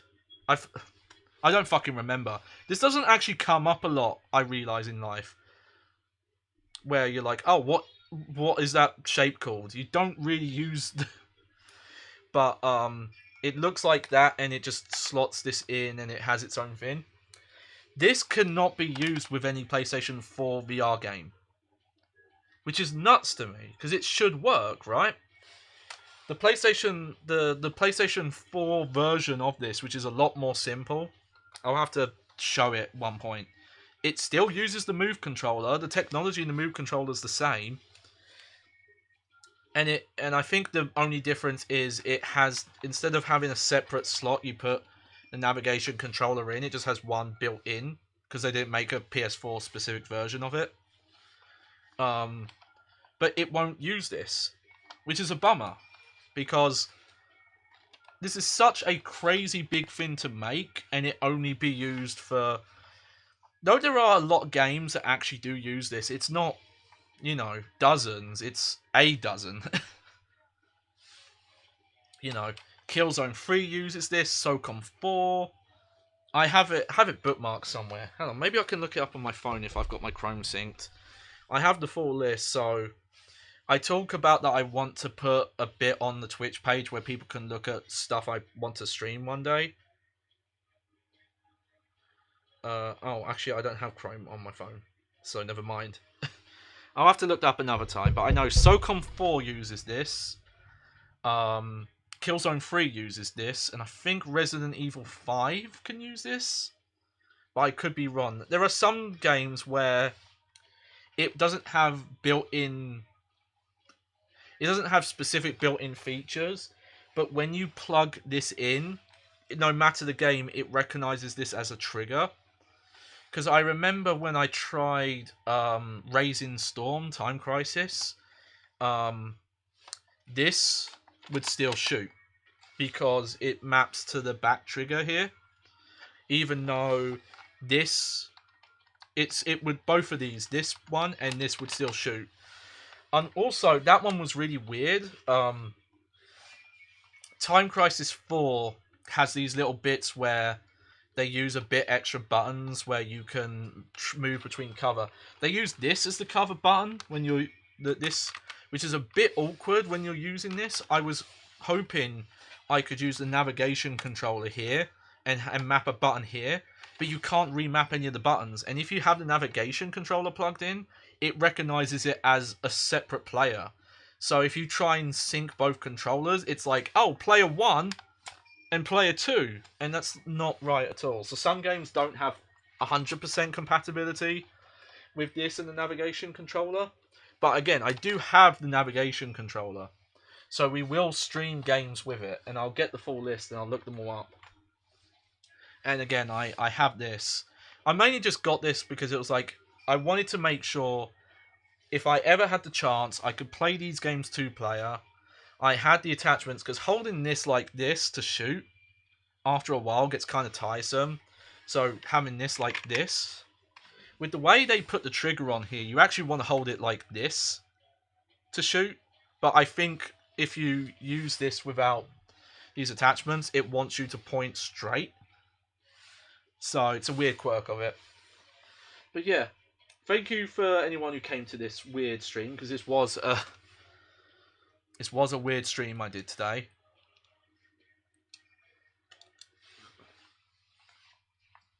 I was going to do this Sunday, but my internet was crapping out, so I didn't want to risk it. But yeah, rest of the week, there'll be more Half-Life on PlayStation 2. I don't know how many streams. I keep mentioning that. I think it could be done in 1 or 2 streams. Shouldn't be more than that. There'll also be more Wonderful 101. Should only be one more stream of that. So there's going to be a lot more new games on the horizon. I'm trying to think of all the different stuff I want to do. And I think I want to start doing Dark Souls. But I need to double check and make sure the PlayStation 3 servers are still online. Otherwise, I'll have to go and buy one of the remastered versions. I'm trying to think of other action games. I kind of want to do God Hand, but I need to mess around with it because I have it on here as a digital download. But when you start it, the capture changes resolution because it's not output. It's still outputting in like, I guess, like 480. It's weird. It's not actually outputting in 720. So even if you set your, because again, I capture in 720 because I've got an older system. It doesn't. It's a different resolution. So now I have a splitter. It's a bit easier because it will still output to the TV, and then I just need to mess with my settings here to figure out what captures it. I don't know. It's weird. I haven't done enough tests to see. Because when I tested it, I didn't have the splitter. I was testing it with Component, which I showed you a little bit of. I put up pictures on Twitter. But this is HDMI now, so I have to see. Maybe with HDMI it worked different, but now I have the splitter. I can see what signals output into the TV and then figure out what to capture, so I don't have to worry about whatever signal I'm seeing on the TV. Because without the splitter, if the capture card's not set to the right resolution, I can't see the output. With the splitter, it's, even though it uses an extra power thing, and that's caused issues now because of I need to look into it. But I have a 4-way over there, and that's the TV, the console, my light, and now the splitter. But I also, and then I've got one down here that's my laptop, but I also need the my chat fit up. So I have a 4-way that's plugged over there that normally the landline's plugged into, and now I need to like unplug it and run cables. It looks a mess. You're lucky this is the only bit you see, because that side of the stream setup fucking disaster. It's a huge mess over there. But I really do want to play through God Hand, and it would be mostly, it wouldn't be a completely blind playthrough because I've actually watched a few LPs of it, but it would be my first time playing it. The only thing, and you'll have to help me with this, Clarice, if we can do this, is there is some dated, I'm gonna call it spicy humor in God Hand. Like some of it that's not aged great, specifically regarding their treatment of people with dwarfism and implication of queerness. There's some of the humor's great, some of it aged great, and then some other stuff is like, oh, this was a game made in Japan in 2005. Though I say that, Persona 5 had like the same fucking kind of jokes in it, because it's still, Japan's not fucking over that kind of humor. Well, so what I want to do is I want to make a bot that you can type a command in chat and it will give you the content warning and say, oh, hey, this is what I'm playing, this is the stuff that's going to be in it. There's some other stuff as well. I have to think through, go through that playthrough and try and remember, like, okay, what's all the things that are here, what could be considered. Because I don't want to just blank out cutscenes and things like that. You know, my opinion of this stuff is like, when it's old stuff, you should do the disclaimer route. Like, don't completely remove things, but tell people and say, hey, this is the bad stuff that's in it. And only if you're like making a brand new version where you know, like a reboot, and you're trying to tell the story slightly differently, then yeah, put your own spin on it and take that kind of stuff out. But I want to I don't know how hard that is. I've not even looked into it because, you know, me starting out. But we'll do that, and I want to do, like I said, I want to do Dark Souls. Now, one thing I was thinking of is, I'll have to ask maybe some people who came to see me what plays Silent Hill. I was thinking about doing something similar to survival horror, but what I actually wanted to do was do Onimusha, which is interesting because it isn't survival horror, but it's built in the Resident Evil engine. So it still plays like a Resident Evil game, but it's not 100% a survival horror game. It's weird. And I missed Onimusha back in the day. For some reason, just I didn't know anyone who played it. The PlayStation magazines I had didn't talk about them much. I think they would make a deal, like, because the visuals were amazing. But there's the HD re-release on PlayStation 4, and I wouldn't mind getting that to stream it. But again, there's so much I want to play. I got, because it was on sale, I got Quake on Switch, and I found out it somehow has mouse and keyboard support, and I really want to stream it to see if it actually does. I don't know, the thing is, I've never played Quake all the way through, so that would be a fun playthrough to do, but I might give that a break after Half-Life and get to that later. I've got too many random plans going on. But again, thank you for coming to see this. Hope you like this random coat I put on. I thought if I was going to have my cool-ass stupid controllers that I brought myself, I thought I'd put on this cool jacket. I've talked about this jacket to you, Clarice. It's not exactly how I want it to look, but I told you about making like an avatar version of myself to use in art and stuff. And it's this kind of jacket I was thinking of. It's only got the strap here and here. But some of the ones I was showing you put onto this kind of jacket with the, it's got the higher collar, and it's got that kind of, like, it's stylish, but it looks functional as well. This jacket also has like another layer, but it was too hot to put it on.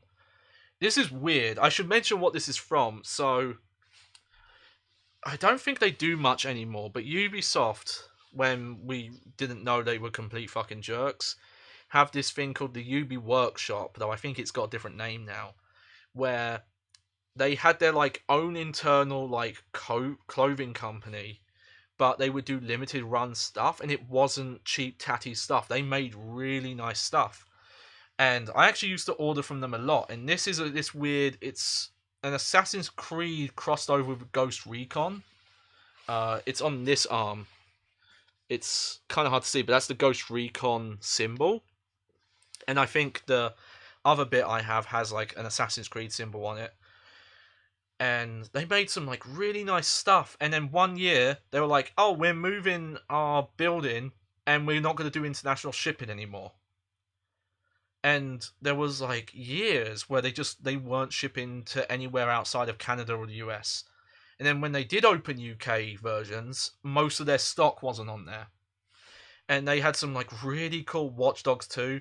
They would do very limited runs where they made like, it was like they'd only make a few thousand, where they'd remake clothes from the games. Like they remade some of the unique outfits that were in like Watch Dogs 1 and Watch Dogs 2. Or stuff from like Assassin's Creed, like made with like actual leather or metal and stuff like that, like really crazy stuff. And I think even now, like only the US and Canada stores have that stuff. But this is one of the things I was able to get from them. I think it did cost me quite a bit. It's one of the more I've spent on something, but it works really well as like a winter jacket. But it has like an outer layer where it's like a vest that goes over, so it looks like it's part of the same thing. And it's got this massive hood. So it looks like this weird like cyberpunk like military outfit. It is kind of bananas. I'll have to show you the whole thing one day. But again, I mean, you got this. You have, I was like, if I'm gonna look cool and use this, I have to just go the whole hog and look cool everywhere. Alright, well, I'll end this now. Actually, we ended up doing the 3 hours. I must have chatted too much. That's always what happens. One quick thing is, I have Minnie with me again. There she is. She's a bit upset that I moved her. But I've learned you can pick her up in the pose that she was sitting down in, like this. So you can just like, there you go. She's been snoozing there the whole time. Apparently me going was not bothering her that much. And now that I've moved her, now she is a bit miffed. I'm sorry, Minnie. There you go. It's unfortunate. She doesn't show up on camera very well. It's not her fault though. That's cameras. Don't like the colour black. It's okay, Minnie. Alright, well, now that I've shown my cat on stream, that's the end of the show. That's the, once you've shown a cat, you have to end it. You can't top that. You can't top that, Minnie, no. So thank you for coming. I hope you enjoyed the show. I'm Johnny Baghead as always. And don't be like me. Don't buy this. I mean, okay.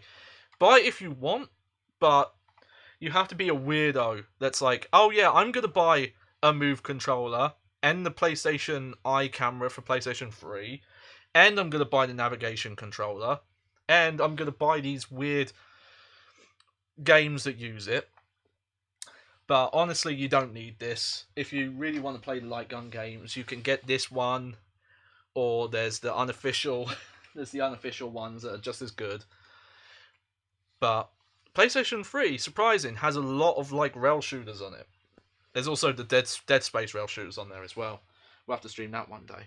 So thank you for coming. Thank you for seeing the cat. Hope you enjoyed the show. I've been Johnny Baghead. I'm going to do this so you can hear all the noises. I hope the mic worked out well being up there today. Because, again, I didn't know how to set this up that this would show up on camera well. But it worked out. So it's great. So I'm going to end the stream now. I have to hit a button. Do you want me to hit the button? Well, I'm going to hit it. Check this out. BAM!